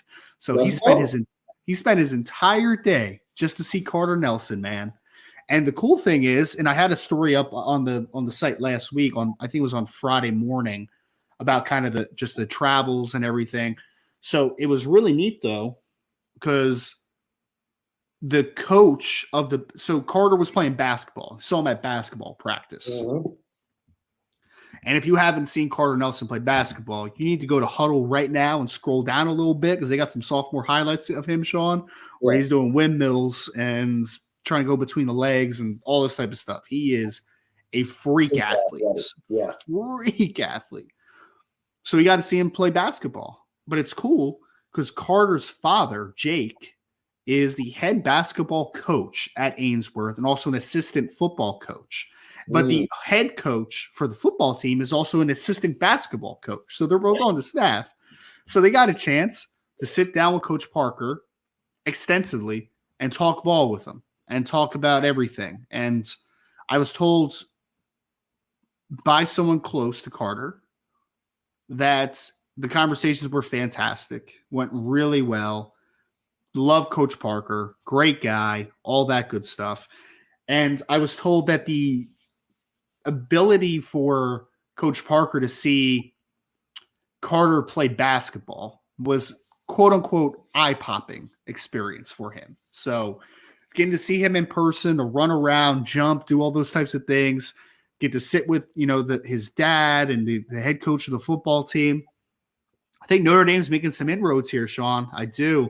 Yeah. Right now, Carter Nelson, despite playing 8-man football in the state of Nebraska, is a top 150 player by at least one platform. And I think that is underselling how good he's going to be. If he gets on the track and he continues to add weight to his body, add weight to his frame, goes to some of these all-star events, I think it's a top 50 recruit minimum. I think he's that type of talent. Yeah. I want to give But I want to give the shout out, Sean, and then you can take it away to talk about Carter Nelson a little bit. But Coach Parker, man, you want to talk about a grinder? You want to talk about a guy that's going to get on the trail? 8 hours driving, not even counting your plane ride to get to Sioux Falls. Man, they're going all in on Carter Nelson, man. They want him to be the second tight end in the class along with Jack Larson. It's a special group potentially. I have, for Notre Dame media, I have a great idea. When these coaches go on, they should do their own version of diners, dives, and drive-thrus, right? Where I ate when I went to recruit this kid. That would be fantastic. Like just where I ate going to Carter Nelson, where I ate going to Jack Larson. But I would be particularly interested in this travel right here, right? Because you had to eat twice, right? You have to stop and get something to eat at least twice on the way and then coming back. I would love to know what the country was like around, what the drive was like. Like driving there where you calling other recruits on the car play, talking to other coaches. Look, man, you put me on this kid because I was late to the game. You put me on him. And, he is your Jaden Ausberry. You know what I mean?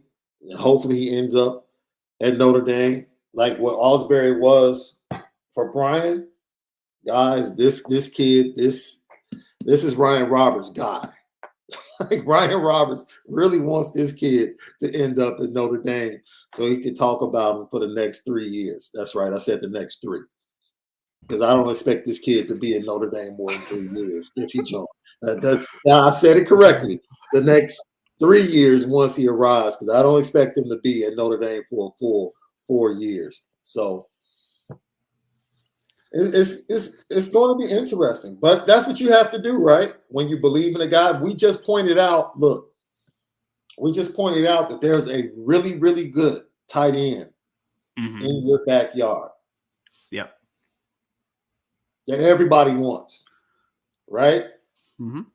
That's the type of kid that you bypass to go get him. Now I get it. Like I get it. Because that's a really good tight end that you could probably offer and immediately lock in, if not be in a great position with. But I understand why you hold off on that offer when you're driving 8 hours to go see this kid. I totally get it. And that's what we're talking about. Like the level of talent that they're scouring the country and evaluating to go after. This will be, in my opinion, the true first class that I think we can judge coach by from a tight end position. Like Jack Larson's locked in. And if he can get a combination of Jack Larson and okay, that's your first class. Well, Sean, we haven't talked about Jared Parker much because Cooper Flanagan was already in the class, right? Right. Like it was just keep Cooper happy, and and he did that. Yeah, and it's not flashy because Cooper Flanagan's more of kind of your throwback tight end that's going to block his tail off and be dominant in that regard, but also has some. I mean, he had over 500 yards and a triple option offense this year receiving, so like he can catch the football as well. Yeah, but he's more of a throwback. Carter Nelson's a completely different type of football player than Cooper Flanagan, which makes it exciting though. If you get those types of guys in the room together with a Jack Larson, with an Eli Raritan and Holden Stace and all those types of kids. Tight end group is going to be really special over the next few years. And I want to reiterate this again, because I think Notre Dame's in a good spot right now for Carter Nelson, excuse me. I almost said Jack Nelson. Carter Nelson, who is 6'5", 210 pounds, framed to put on a massive amount of weights. He is a player, Sean, that, yes, exceptional talent as a football player, no doubt, right? I mean, threw 15 touchdowns this year, also ran for 700 yards and 12 touchdowns, 13 touchdowns, something like that. Also is the team's leading receiver despite playing a lot of quarterback, over 500 yards, 11 touchdowns, 6 interceptions, playing linebacker safety. Also, 40 yards per punt as the team's main punter. Oh, and by the way, he might be a better basketball player than he is a football player. 13 points, 9 rebounds, 3.5 blocks a game as a sophomore this past year. And oh, by the way, track and field might be his best sports overall. I mean, dude, you're talking about a kid that size, clearing Yeah. 6'10", 6'11". yeah. Dude, I was like, okay, Ryan, yeah, I see what you see with this kid. He's doing windmill dunks on the basketball court. He's a Clearing- 7-foot high jumper as a sophomore. Right. And I know some people are going to be like, oh, what's the level of competition? And you're right. He plays in Nebraska in 8-man football. The competition is not great. But you know what? You know what plays at the next level, Sean? Being 6'5" and having being a 7-foot high jumper. Like that plays, man. That plays at the next level. Yes, it does. Yes. So that's all we're at, man. So that's kind of some of the recruiting news from this past week from some of the visits. We've had a lot of pieces up and some reactions from the message board on guys like Christian Gray and the visit they had. And I mean, they were out to see Drake Bowen, Brendan Vernon. They've been out to see everybody over the last week, basically. That's committed in the class. Those are some of the uncommitted players to kind of keep a close eye on. So it's a little bit of the recap from this past week. So we're going to get into mailbag here in a second. Before we do, if you could hit that like button, subscribe, share button, send it to your friends, 5-star reviews on any podcast platform, and hit that notification bell, because as we lead up to the 21st, which is National Signing Day, we're going to have a lot of shows. We're going to have a lot of updates. Go to boards.irishbreakdown.com and make sure you sign up there. But that's going to conclude the recruiting hour for today. All right, Sean, we have some mailbag questions. Got a bunch. So let's take a look. All right, Sean, let's go to, I thought I had a super chat in here, but I don't think so. So we're just going to go to the top instead. First question is from John Climack. John, thank you for the question. He said, how should Notre Dame be selling come play defensive line for Notre Dame? Obviously, Sean, this was early in the show with the decommitment of Brandon Davis-Swain and the fact that Notre Dame's had a couple misses in the 2023 class. If you were selling it, if you were Al Washington, if you were the defensive line coach for Notre Dame, how would you sell to potential recruits that you should come play defensive line for Notre Dame? I would sell the history of development and the number of players that are in the NFL from the defensive line recently at Notre Dame, even though it's not connected to me. Yeah, it's connected to Mike Elston, but ain't nothing changed. We're going to keep the thing going, and we're going to make it better. We're going to make it better, because not only are you going to get to the NFL, but you're going to win championships. You're going to do something that those guys in the NFL didn't do before they got to the NFL.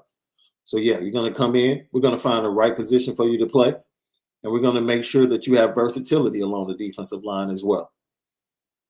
We're going to move you around. We're going to bring you off the edge. We might drop you a little bit.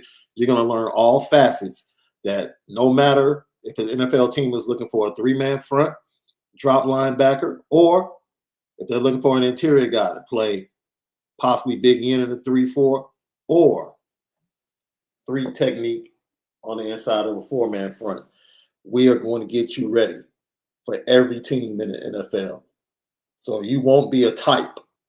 You'll just be an NFL defensive lineman here at Notre Dame. I hope that was good enough. I don't know. I've never been on a phone call with a recruit, but it will go something like that. It's simple for me. You know, development, education, development, and winning championships. That's what we do. Yep. That's what we do. Yeah, I mean, I feel like my pitch would be similar, Sean, in that like there's an overall arching thing where Notre Dame's pitch to everyone is that, hey, we're going to be different. We're going to win national championships. We're going to get back to that level of excellence. And I think that level of excellence has to be the leadoff hitter to your pitch.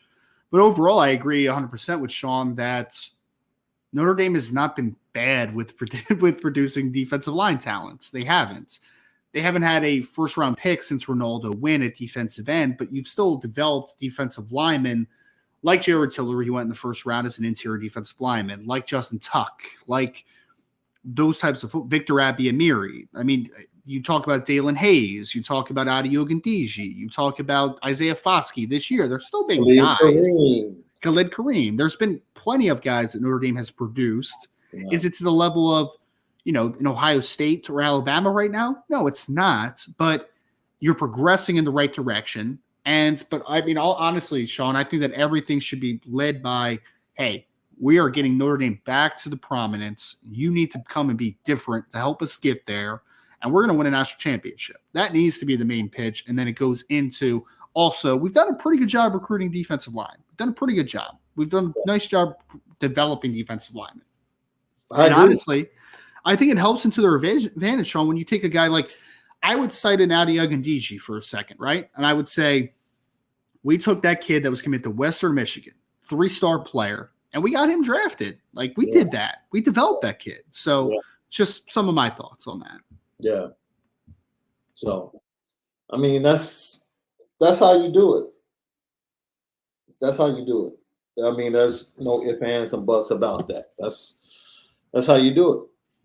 Yep. And someone just said the Aquaras. Yep, I forgot about Romeo and Julian Aquara, who are both playing in the NFL right now. Romeo's actually turned into a pretty solid NFL player. So, yeah. Yep. And don't forget Kurt Hinish, who is getting a lot of talk for Defensive Rookie of the Year. He's had a fantastic year. Good for him, man. Stephon Tuitt's another one that's a little further back than I was trying to say, a little more recent, but Stephon Tuitt obviously is a good one. Lewis Nix was RIP. Lewis Nix got drafted to the NFL. So, I mean, there's a lot of good players that Notre Dame has developed on the defensive line over the years. We're going to go now to DD Boy. Thank you for the question. What is a realistic timeline to expect to hear about a potential quarterback transfer? Are we thinking before Christmas? So this is where we are with the quarterback transfer stuff. There's been a lot of negativity on the board about not hearing noise about it, and there's been some people on the channel as well. I would expect. All I'll say is this, right? We'll say it like this: be patient. Notre Dame is grinding. Okay, they're grinding. I promise you. We hear a lot of stuff. We know that Notre Dame is doing their due diligence. They are grinders out there right now on the transfer quarterback side of things. This will get resolved. I think that we will end up being happy with the player that Notre Dame is able to zero in on and hopefully nab. And I would expect it sometime after the bowl game, most likely. I mean, again, that's just like that part of speculation on my part, Sean. But I just want to say to people, like, again, just be patient with it. I think that something good is coming with that. So let's just let's leave that one there. I think go to this. Go ahead. What he said in this Saturday press conference, like, hit the nail on the head. Like, the timeline is you have to go through and figure out a lot. There's still quarterbacks jumping in the portal. You do your homework, and then you have to schedule guys to come in around getting out to recruits and running practices. And, getting those guys in. Because it's not just, this is our guy. I venture there's going to be multiple visits from quarterbacks to Notre Dame. And that takes time. Mm-hmm. So, and as you can see, the quarterback dominoes nothing's fallen yet. Mm-hmm. I mean, you've had a few, I think, but none of the top guys have really, made a decision. So for that quarterback position, it's going to take time. I doubt if it's before Christmas. Yes. I would put it the week leading up to Notre Dame playing might be better. Yes. Yep. A better bet. Yep. I would just say, just be patient with it. I think that we're going to get a resolution, the next few weeks, and it'll be that. To your point, though, Sean, I kind of expected the dominoes to fall a little quicker here. I mean, because we saw Dracovic obviously pick Pitt very quickly. Saw Cade McNamara pick Iowa very quickly. But since then, it's been a little silent on the quarterback side of things, right? So, yeah, I think it'll stay quiet for a little bit here. What did Jack Cohn committed? What was it, in January? Sounds about right. I think it was January, if I'm not mistaken. Mm-hmm. Yeah, that sounds about right. And I mean, there's going to be more quarterbacks that are going to hop in the portal. Like, it's not over with, folks. Like, it's not just whatever's in the portal is what's in the portal. Like, people are going in every single. Like a McCall kid jumped in, yeah. Yeah, Grayson McCall just entered the portal as well. Like, yeah, just keep just keeps churning, man. It's going to keep going. Sean, we had a question from 99 Problems, but BK81 still the best name on this chat, by the way. It's a mailbag question. People keep acting like defensive line losses are unique in other positions where there have been misses, i.e. wide receiver, quarterback, offensive line, cornerback, get a pass because of how they rebounded or the other guys went, or the guys they landed. Yet that seems completely false. D-line still got Vernon, Houston, Traore, and Mukum. That is, of course, Brandon Vernon, Devin Houston, Boubacar Traore, and Armel Mukum. How is that worse than wide receiver, cornerback, offensive line, quarterback? Each of those groups lost dudes. Cornell Tate, Monroe Freeling, Justin Rett, and Dante Moore. I mean, first, I would say for the example, 99 Problems, Cornell Tate was a miss, sure. Monroe Freeling, look, I loved Monroe Freeling. I still love Monroe Freeling, but there were some questions on the fit, and then some people outside of Notre Dame sabotaged that one, if we're being completely honest, right? So I don't put that one on Notre Dame as much. Justin Rett, that was Notre Dame's decision for the Justin Rett thing because of some academic issues. Dante Moore was a miss on Notre Dame for sure, but it wasn't fully their faults. I mean, we'll just leave it like that, right? So I would say 2 misses there, and then 2 I wouldn't really quantify as misses. But to your point, and I think it's a solid point, Sean, and this is what I was trying to say earlier, I think defensive line recruiting is still good. Like, I still think it's good. But I think that the reason that people are hyper-focusing more on the defensive line misses, to your point, 99 Problems, is because the best recruit that Notre Dame has lost so far, all due respect to Dante Moore, is Keon Keeley. That's the guy, right? Just that's the guy. To be the number 1 overall recruit in the class. Yeah, like, I mean, number 1 in the nation.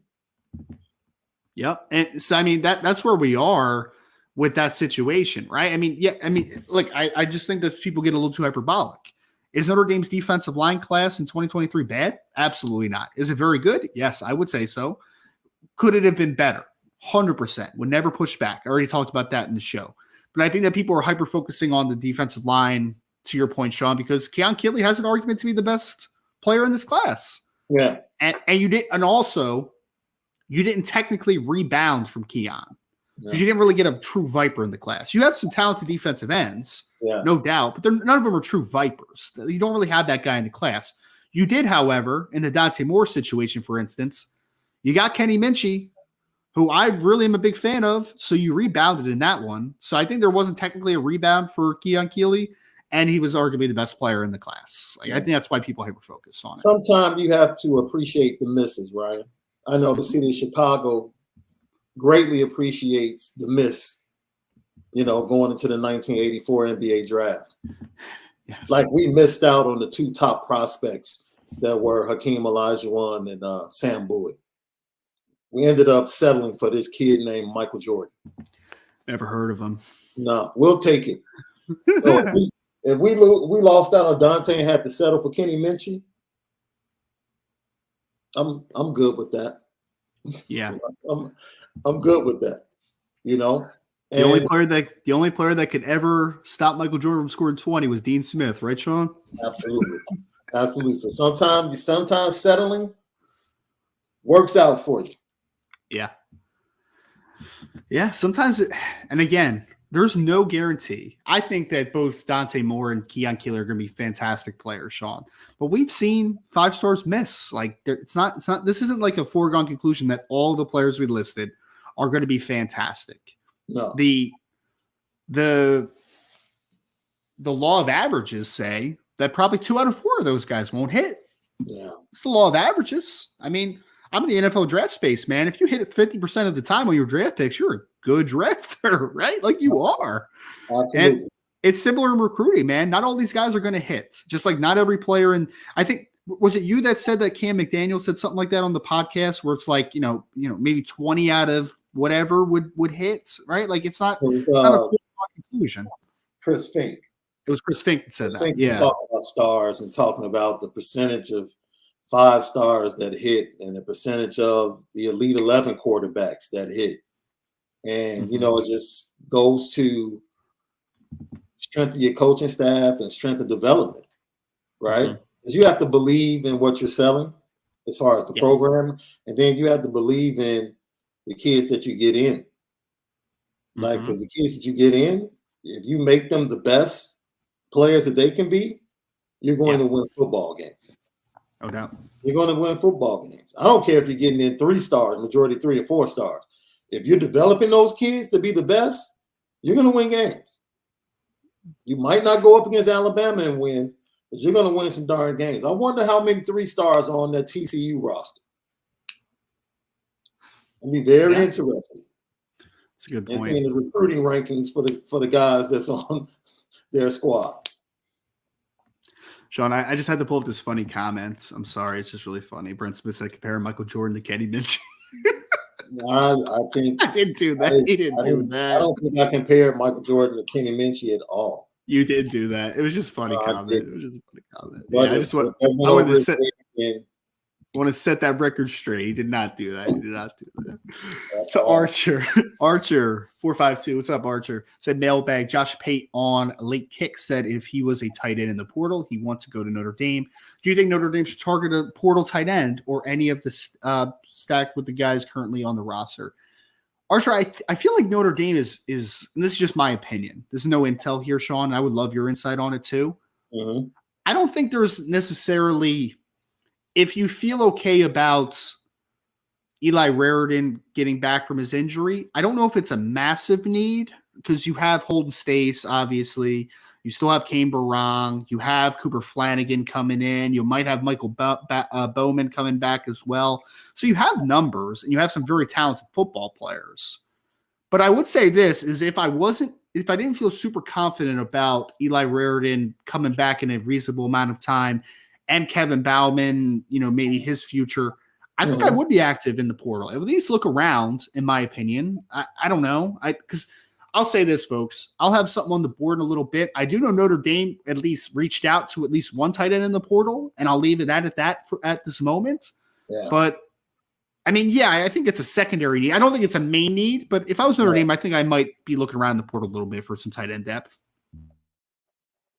Once again, they would have to have knowledge of what's going on with Eli Raritan and his knee, and that's his second knee surgery. So I'm sure they're going to be very careful with him. I doubt we see him in the spring, and he's going to be a fall camp. Probably won't see him during the season until maybe week 3 or week 4, right? And you have Kevin Bauman coming back from his injury, and you have Holden Stays. Then you have Cooper Flanagan, and then possibly – would it be comfortable to add numbers?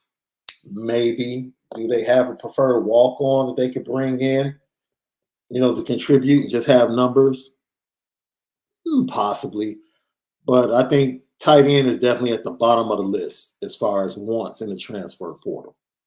If a guy becomes available that interests them,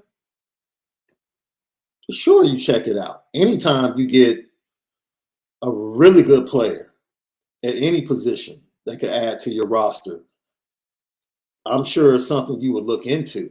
But I think positions that they're actively looking into, I don't think cornerback is a position they're actively looking at the portal. Tight end, I don't think it's a position they're actively looking at the portal. Running back is not a position they're actively looking at the portal. So unless something happens after the bowl game, and I still don't think they will be looking at the portal. But every other position, if a player fits and you feel like it's an upgrade, you take a look at it. No, absolutely. So strengthening your roster, Sean. Again, tight end might be a secondary need for you, but if you don't feel great about the injury bug that's in the room a little bit, we'll see. Let me ask you a question. A lot of people look at Michael Mayer's departure and they talk about it from an impact in the passing game. I think his departure impacts the running game, and it has nothing to do with blocking. Mm-hmm. Hopefully, we see a running game that becomes more creative out of 11 personnel. Rather than 12 personnel. Right. Like, how are we running the ball when we have 3 wide receivers on the field? That would unlock a lot, especially if you have threats that can threaten down the field and keep the safety back. Well, now, go ahead. We talked about that a lot last week, Sean, because Brian actually brought that up, playing maybe a little more 11 personnel. And if you want to cycle in the F position, which is more the pass catching tight end role, with a Jaden Thomas instead, right? Like more of that type of body type. I think it's interesting. And I think that you have a solid point, to be honest. Like, I think that if you don't feel great about your tight end depth, I think you have wide receivers now that are coming in that, I mean, couldn't you see Jaden Greathouse doing the same stuff as Jaden Thomas is doing as far as blocking and such? I think he'd do that stuff for sure. Can you imagine these running backs with more space? Yes. You know what I'm saying? Like, offenses make things hard for themselves sometimes, Sean, because I understand Tommy Rees's his want to play some 12 personnel. Like, I get it, because you have talented tight ends, obviously, right? And heading into the season, you had a lot of uncertainty at wide receiver, and I get it. I get those things. But I believe that the best coaches mature as far as fundamentally understanding how each team needs to play football. And I think that seeing maybe Tommy Rees go into a little more 11 personnel next year might be a better idea, because you're going to have a great offensive line. Yeah. You're going to have a much deeper wide receiver unit. You're going to have great running backs. Let's spread it open a little bit, man. Let's get the numbers out of the box. Yeah. So. Yeah. I mean, that is the current era of college football, running the ball with 3 wide receivers on the field. Like, all of the explosive offenses do it. Yeah. And Josh Heupel literally he forces you to take your safeties out the box, because he splits his receivers out so wide. You don't have a choice. You don't have a choice. And I just said that I thought that that Jaden Greathouse could be a great blocker, and apparently that's blasphemy. I don't understand, Sean. I don't understand. I mean, he's big enough. He should be a good blocker. He's a great blocker, man. That's one thing that people don't talk about with Jaden Greathouse enough, but that dude is a dog in the front game. Absolute dog. Wait, a couple super chats, Sean. We had Brock Fonville, excuse me, with the super sticker. Thank you so much. And then he had a super chat as well that he wanted answer. He just said, what year do you predict a national title? I say 2023. All right, Sean, Notre Dame has its best chance at a national title. What year is it? Best chance? Yeah. I think next year they have a shot, man. I do. I think next year they have a shot.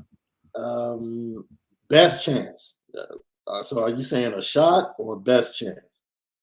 I guess if you want to throw out, all right, that's a good point, right? Because I think the further along that the staff gets and the more talent they acquire, they're going to have better chances moving forward. I guess here, let me ask you this. When does the championship window open, and when is it at its best? I think it starts to open now, but I think it's at its peak Minchie's sophomore year, Carr's freshman year, and like the next 3 years after that. Right? Because if Minchie's developing, does he stay for a 4th year? Right. Right? And then that's Carr's going into his 2nd, 3rd year. And like, if they're battling, and you're getting an elite quarterback battle between those guys, then the team is going to be better.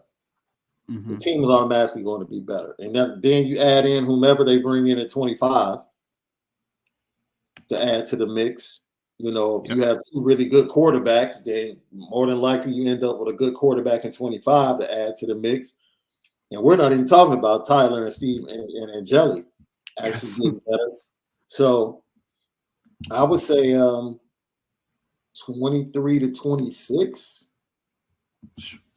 with the peak being Minchie's junior year, Carr's sophomore year. You know what's weird, Sean, is I like to think that I'm an optimistic person, right? And I was optimistic during the Brian Kelly years at times. You know, like I kept telling myself, like, 2012 was different. 2020 was different. Those they were different. We were going to do it that year finally. I have never been more optimistic as a Notre Dame fan moving forward than where I am right now. And that's coming off of an 8-4 season with a bowl game left to play. I really do believe in this staff. I do. Mhm. I do. I might be wrong. I might be proven to be wrong. But I think that Notre Dame is going to accomplish some great things moving forward here. And I never really felt like that way during the BK era. Certainly didn't feel that way during the Charlie Weiss era. Well, I felt that way the first year and a half of the Charlie Weiss era, first 2 years of the Charlie Weiss era. But something does feel different. I don't know if it's just me, but something does feel a little different. And hopefully it is. Hopefully it is. Yeah, I agree. All right. Let's go on to the next question.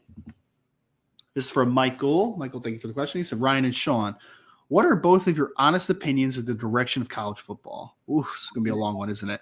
NIL, transfer portal, and so on. I just want your upfront honest feelings. I feel it's going downhill.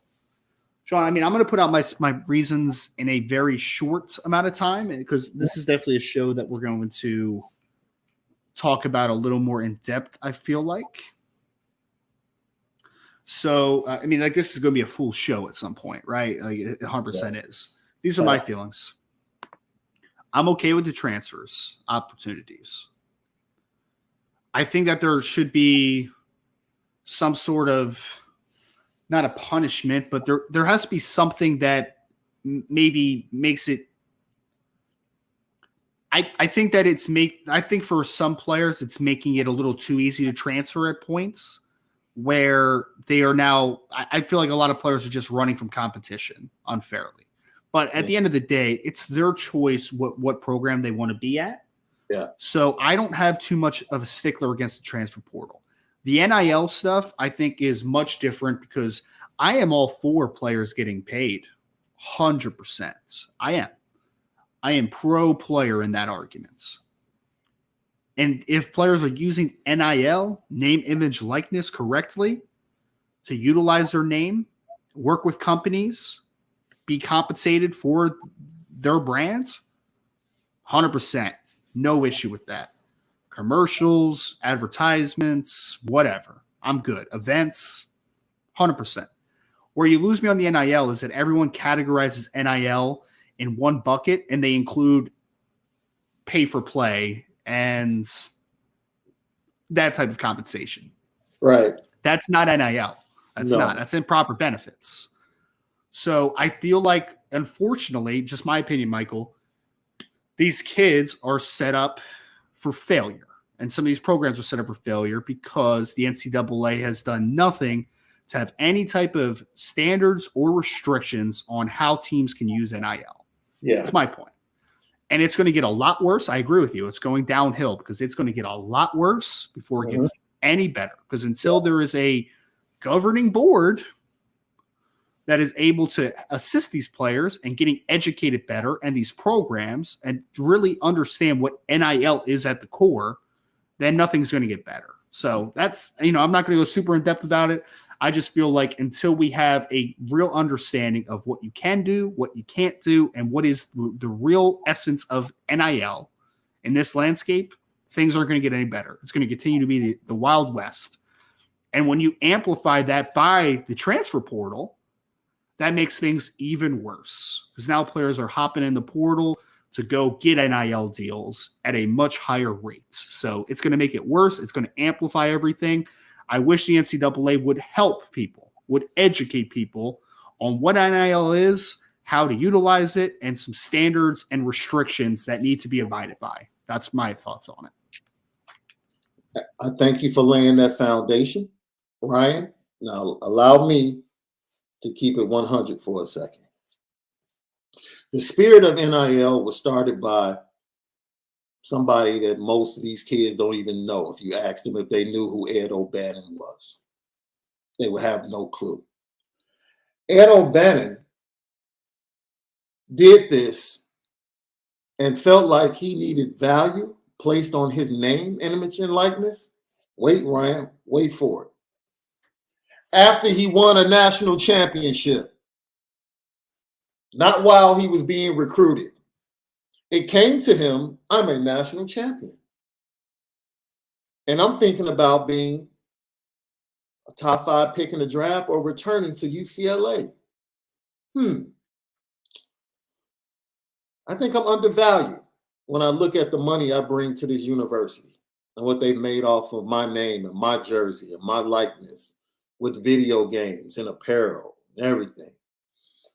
And somehow, some way, the fan bases and the fans have been poisoned by the business side, the illegal business side of college football that existed for years, that found this little loophole to say, oh, we can now make what we're doing look legal.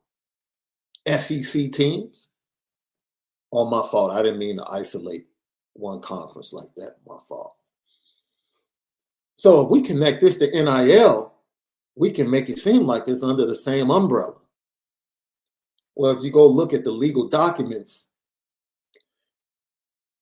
high school kids really have no right to NIL money from a university when they're not part of the brand. You actually have to sign on. Ed O'Bannon made the argument because he had been there and built a name, or built his name up to a certain point and won a national championship. See, he put in work. See, Zenith has a saying: the quality goes in before the name goes on. There are no names on the back of Notre Dame jerseys.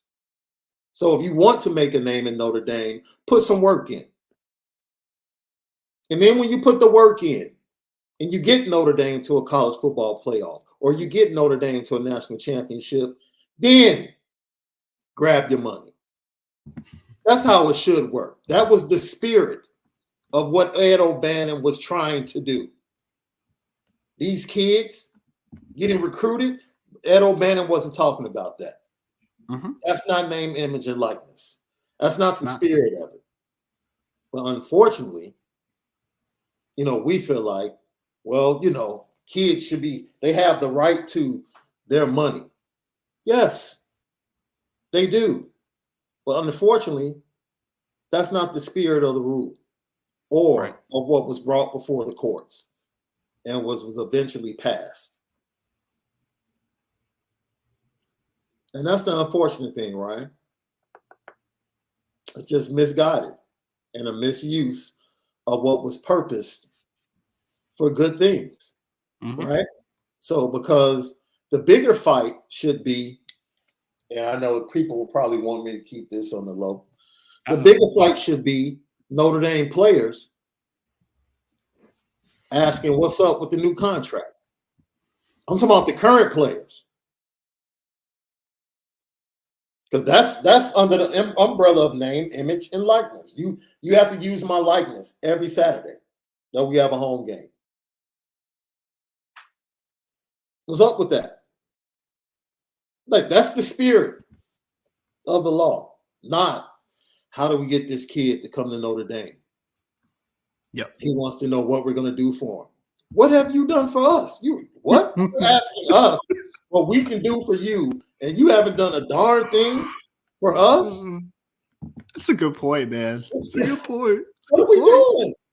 In a relationship, it has to be two sides, right? Two beneficiaries. Yeah, Absolutely. You're not wrong. You're not wrong. What are we doing? Oh, that's funny. We can't even talk about you until National Signing Day. Mm-hmm. So why am I promising you something again?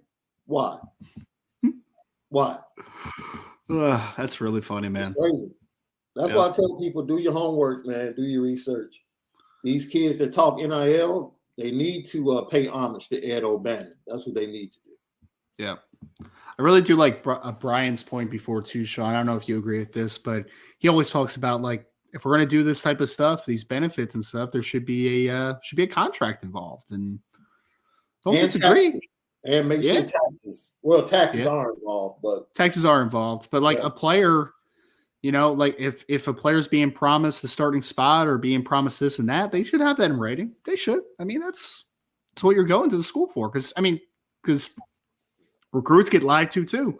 Yeah. Let's not act like it's just a one-way street, right? Like it's interesting. But great question, Michael. Again, I want to talk about this on a full podcast one time because there's a lot we could talk about, man. This could be a 3-hour conversation if we wanted it to be. So Great question, Michael. Thank you so much. Want to knock this one out real quick. David Lowe just said, late on the show, any updates on Jeremiah Love and Jane Lamar? David, I mean, from where I am, I just talked to Jane Lamar on the phone yesterday, talked to Jeremiah Love and his family, pretty regularly. I have no reason to feel like they're not going to end up in the class at this time. Again, I mean, could it be them, just kind of putting out what they want to put out? It could be, but that's just my pulse right now. I don't get deceptiveness from them from either side, so I feel like they're going to end up in Notre Dame's class. But we'll know. What's today? The 11th? Today, 11th? 12th. We're going to know in 9 days. Okay, we'll know in 9 days if they do or not. But I feel good about where Notre Dame is. Question, Sean from Irish Bloody. He said, mailbag. If with Brandon Hillman, if he's on defense, do you see Notre Dame moving more to a banjo type defense and more to the model style nickel defense, or with Bowen will be playing more of the star position in diamond box? So Irish Blood, I don't expect the defense to change much. I think that certain positions in the defense are just going to look a little bit different. So defensively, I ultimately think that Brandon Hillman's going to be a rover. Again, he could play running back, he could play wide receiver, could play safety. He could play all over. But I do think that the 4-2-5 base is still going to be the thing. I do. Could there be some variations of a 3-3 involved and a little more dime? Yeah, it's possible. But I think the 4-2-5 alignment is still going to be the base defense. And I think that what you're going to see, though, is instead of it being a Drew Tranquil, Jack Kaiser type of rover that are more linebackers than they are safeties, you might see a guy that's more in the vein of a Brandon Hillman. That is a more safety compared to linebacker. So I don't think it's a scheme change. I don't think that there's an emphasis change. I think that the model of the position in the defense could change a little bit. So just kind of what I see. I wouldn't be surprised if Notre Dame's rover is much more of a safety type than a linebacker type long term. That's just my opinion, though. It's funny how, take Clemson, for example. I think Clemson uses their rover, and it might be schematic, because you might be able to explain this better than me, Ryan. Mm-hmm. They almost use the rover position to get their athlete on the field. Yep. And then once they play, they move them to will and get the next athletic guy in a rover. Yeah. Because, Sean, so going from a 4-2-5 base to a nickel defense, it's very basic, right? You take the rover out, you put a nickel in. So that would be Jack Kaiser comes off the field and you put Tariq Bracy on, for instance. But what you're saying is that some defenses will do this where if they have more of a linebacker type as their rover, they'll slide him into will. They'll take that other will off the field, or they'll take the Mike off the field. Yeah. And then you'll put the nickel in the game. Yeah. Right. So it's just about how you cycle out the extra defender for the nickel player. Yeah. But it's interesting. I was actually talking about from a developmental standpoint, year to year. Oh, okay, gotcha. So like Trenton Simpson went from the overhang to the will this year. That's what you're saying. Absolutely. Got it. Right, because he was like, okay, we want him, his athleticism, we have to get him on the field. So let's let him be athletic and rover. Yep. And then once he has reps, now we can move him to the will. And then, the kid they brought in that was having a great season this year at the rover position for them. So it is, like you said, a Brandon Hillman at that position would be wild, man. Be wild. That's because eventually I think we both see Jalen Sneed probably at a linebacker position as he matures and grows. So, yeah. But the rover position is a perfect position for him to get on the field. No doubt about it. And just be athletic, Yep. Want to bang out a couple of these real quick, Sean, because we're running out of time. But Coleman Spitz just said, mailbag, who are some linebacker targets in the portal? Nobody. I don't think Notre Dame's going to go after a linebacker in the portal. Yeah. Look, you had the option of bringing back, if you would like, J.D. Bertrand, Jack Kaiser, and Maris Loifel on top of Prince Colley. And then you also have the 3-man class now, since Joshua Burnham's now playing defensive end, playing the Viper position, but you still have guys like Prince Colley, you still have Nolan Ziegler, you still have Junior Tuihalamaka, even though he's doing a little bit of defensive end Viper work now. But then, Sean, you also have Drake Bowen coming in. You have Jaden Osbury. You have Preston Zinter. So Notre Dame's not hurting for talent at linebackers. So I don't think there's going to be any linebackers. Did you see the video Preston Zinter dropped this weekend? Yes, it did. His workout? He had, Sean, so apparently he had 116 tackles this year. He had a pretty good season, from my understanding. So, yeah. That's pretty good. I think he might be a little bit underrated in this class. But we'll let him stay under wraps until he's ready to explode. Absolutely. No doubt about it. I wanted to answer this one real quick is Ant_VR. He was talking to Archer. He just said Notre Dame just isn't pulling guys like Dylan Raiola, Ian Moore, and Brandon Innes. I just wanted to comment on this one real quick. Yes, they haven't gotten a quarterback to the talent level of a Dylan Raiola. No doubt. Would not argue against that one. Brandon Innes is a really good wide receiver. There's still a couple wide receivers in Notre Dame's class that I think are pretty comparable talent-wise. I just wanted to push back on the Ian Moore thing, though, Sean, because Ian Moore is someone that Notre Dame didn't push for, and probably he would probably be in the Notre Dame class right now if Notre Dame wanted him in the class. So I just want to push back on that one part of that because, Dylan Raiola, sure, Brandon Innes to a degree, sure, Ian Moore, nah, that's not a good example there. That's not a good example. Yeah. Knocking this one out to Shamrock Sean. He said, Ryan, how well is Coach McCullough recruiting both of his sons? Would love to see Deshaun McCullough transfer and Dye commit. We also had someone said, Sean, that a follow-up to that, Andrew Straussbaugh said, why are both of McCullough's boys not an auto commit to Notre Dame? So, Sean, I just because their father and the parents are letting them have their process together, for one, right? They're not getting super, they're not helicopter parents, right? They're letting them have their process, for one. For two, Dye McCullough, the younger brother, who's a 2023 safety, is someone that Notre Dame is not actively recruiting. And that hurts their chances at Deshaun, right or wrong, because it's kind of a package deal a little bit, right? It is. If they end up at Oklahoma, which is what's being projected right now, it's because both of them want to be together. That's where we are. So Notre Dame isn't pushing for Dye McCullough, so that's why it isn't a foregone conclusion auto commits. That's where we are right now. So Deshaun, it looks like at the moment, is going to end up where Dye ends up, which that's where we are. That's where we are. So, and Oklahoma is what everyone's talking about. So it's kind of where we are right now. All right, Sean, we had this one, which is an interesting one. Super chat from Casa Hodge. Thank you, Casa. Coastal Carolina quarterback Grayson McCall announces he'll enter the portal after the bowl game. Your 2 thoughts on the fit at Notre Dame? I'm still collecting my thoughts a little bit, Sean. I'll say this. Where he fits well from a style perspective is Grayson is not the strongest arm of all time, but he's a pretty accurate quarterback. He works well off of play action, does those things well. I do think from a passing perspective, he would fit pretty solidly into Coach Reese's offense. I do. Athletically, he's solid. He's a good athlete overall. I do think that there's better options on the board, though. I think Grayson's a good player. I just don't think he's a great player. I think he's a good college quarterback, but I think that there are a couple options Notre Dame is looking at that I would prefer over Grayson McCall. So that's for me.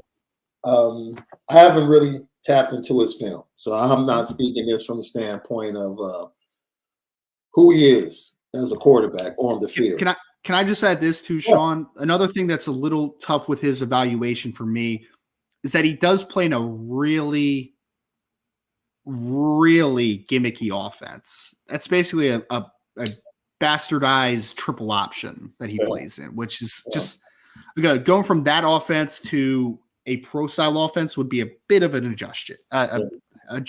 I said adjustion, like that's a word, adjustments. But to your point, Sean. Malik said something to me today that made a lot of sense. He said people are really over-evaluating this quarterback situation because there's really only one direction to go. He said we have a bunch of guys in the quarterback room that don't have experience. So why would you go out and get anybody that doesn't have a ton of experience? He said that pretty much cuts the list down for you. Like if you're not going to get a guy that has some big game experience, that's played in big games, and has played a bunch of football to lead this team next year, he's like, then what are we doing? in the portal, and I tend to agree with him. And I think experience is going to be huge. Now, how much experience? What's the cutoff? In that evaluation, he started at Coastal Carolina, but I don't know how much big game experience he's had. Right? Jack Cohn, in my opinion, was successful at Notre Dame because he had a lot of football experience. He had a lot of reps, right? Mm-hmm. So coming into this situation and what is a steady program and what was a steady program at that time, it was easy for him to elevate and play up to that level. And I think there's a couple of guys in the portal that kind of meet that criteria and will be able to come in and do that. They might not be the sexiest picks, but I think experience is the first thing I would be looking for, right? Because that's what you don't have, right? Right. And that's what really cost your team this year. So if you're not going out trying to find an experienced quarterback in the portal, then what are we doing? Right. And a guy that I think could play early in that system is like a big thing for me. I don't know if that's Grayson McCall. I don't dislike McCall. I just think there are a couple other players that I think fit better. I just think it's a good fit. Yeah, I don't know how many big games he's played. He beat BYU when he was a redshirt freshman, if you want to count that as a big game. That was what the Zach Wilson BYU team. But you stack that up against the people he will be going up against. Yes. That will be under consideration as far as big games. That's I don't know. It's a jump up. It's a very different offensive philosophy switch. And I don't know. I mean, talent-wise, he's good enough to play at Notre Dame, but I don't know. Man, come on. Somebody said he has more big game. Name them. Name the big games. I mean, he beat BYU when he was a redshirt freshman. I don't know. Whatever. Dude. I mean, Tyler Buckner did play on the road against Virginia Tech. He did play against Cincinnati, right? Mm-hmm. He did play against Ohio State this year, right? I'm just saying, like, we discredit like Tyler Buckner played pretty much in every game last year until he got hurt. Yeah.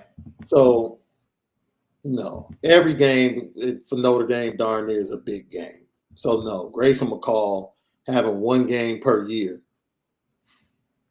that's a big game.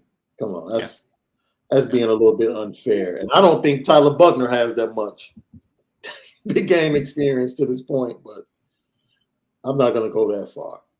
Yep.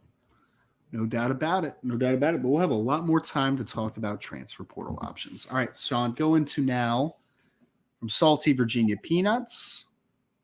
Salty said, Ryan, a while back, Braylon James and the Great Ones said they were working on their own Texas recruiting targets. Were they referring to KK, which is Caleb Smith only, or are there others? Were there others?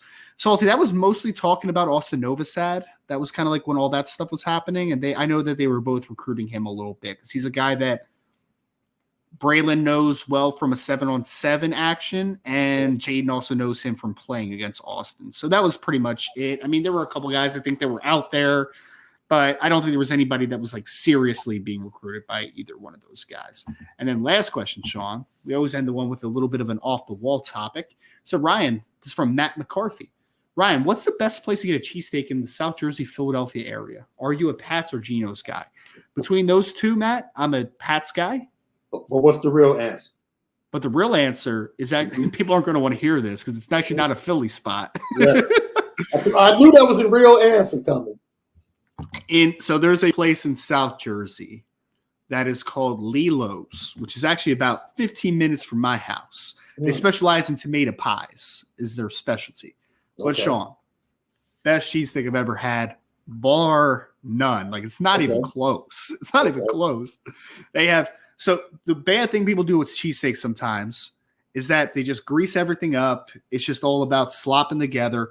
Right. This place, Lilo's, high quality steak, fantastic.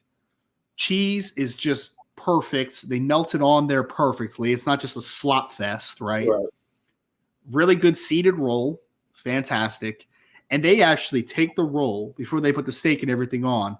They butter it with this garlic butter and then toast it on the grill and then throw everything in there. See, Sean, it's best cheesesteak of all time, man. It's the small things. See, yes, I like that. It is a very family oriented place, and they take time on their food, sir. So sometimes the wait time is a little tough, but they good food, man. Really, really good food. The pizza is also delicious. Delicious. Yeah. Oh man. Oh yes. Tomato pies. They even have this. So my wife is lactose intolerant, so she can't have cheese. Obviously, they have a tomato pie with no cheese, and they put like pepperoni and stuff on there, and it's a cauliflower crust because my wife is also gluten free. I'm a fan of cauliflower crust. It's man, it's so good. It is crisp to perfection. You hear that snap? It's man, it's really, really good. Really, really good. Order a pizza, Brian. You just inspired me. Do it, man. Do it. And if there is ever a better time to end a podcast, I think it's on cheesesteaks and pizza, man. That's where we are right now. So want to thank everybody for joining us again. It's Notre Dame Recruiting Hour. Thank you all so much. Before you go, please hit that like button. It's free, folks. It really helps us out a lot with all the YouTube algorithms out there and all that good stuff. Make sure to subscribe to the podcast if you haven't already. Hit that notification bell. We'll have a lot more podcasts in the near future leading up to signing day. Also go over to CFB Nation on YouTube and subscribe to that podcast as well, because I know that they are going to have a lot of talking points. John Garcia has his national recruiting podcast that you're going to want to check out leading up to signing day. Also, the Bills from Sporting News are on there that they had kind of do more of a wide scope college football talk. You're going to want to check that out. Make sure to go check out the Lucky Lefty podcast with Mr. Sean Davis and Malik Zaire, who's also on the CFB Nation podcast. Great podcast as well. Make sure to hit 5 stars on all of those. Sign up for the boards at irishbreakdown.com as we have more intel heading towards signing day, as well as talking ball on the transfer portal markets. Thank you all so much. We appreciate you so much. For Sean, I am Ryan. Thank you all so much for joining the Irish Breakdown podcast.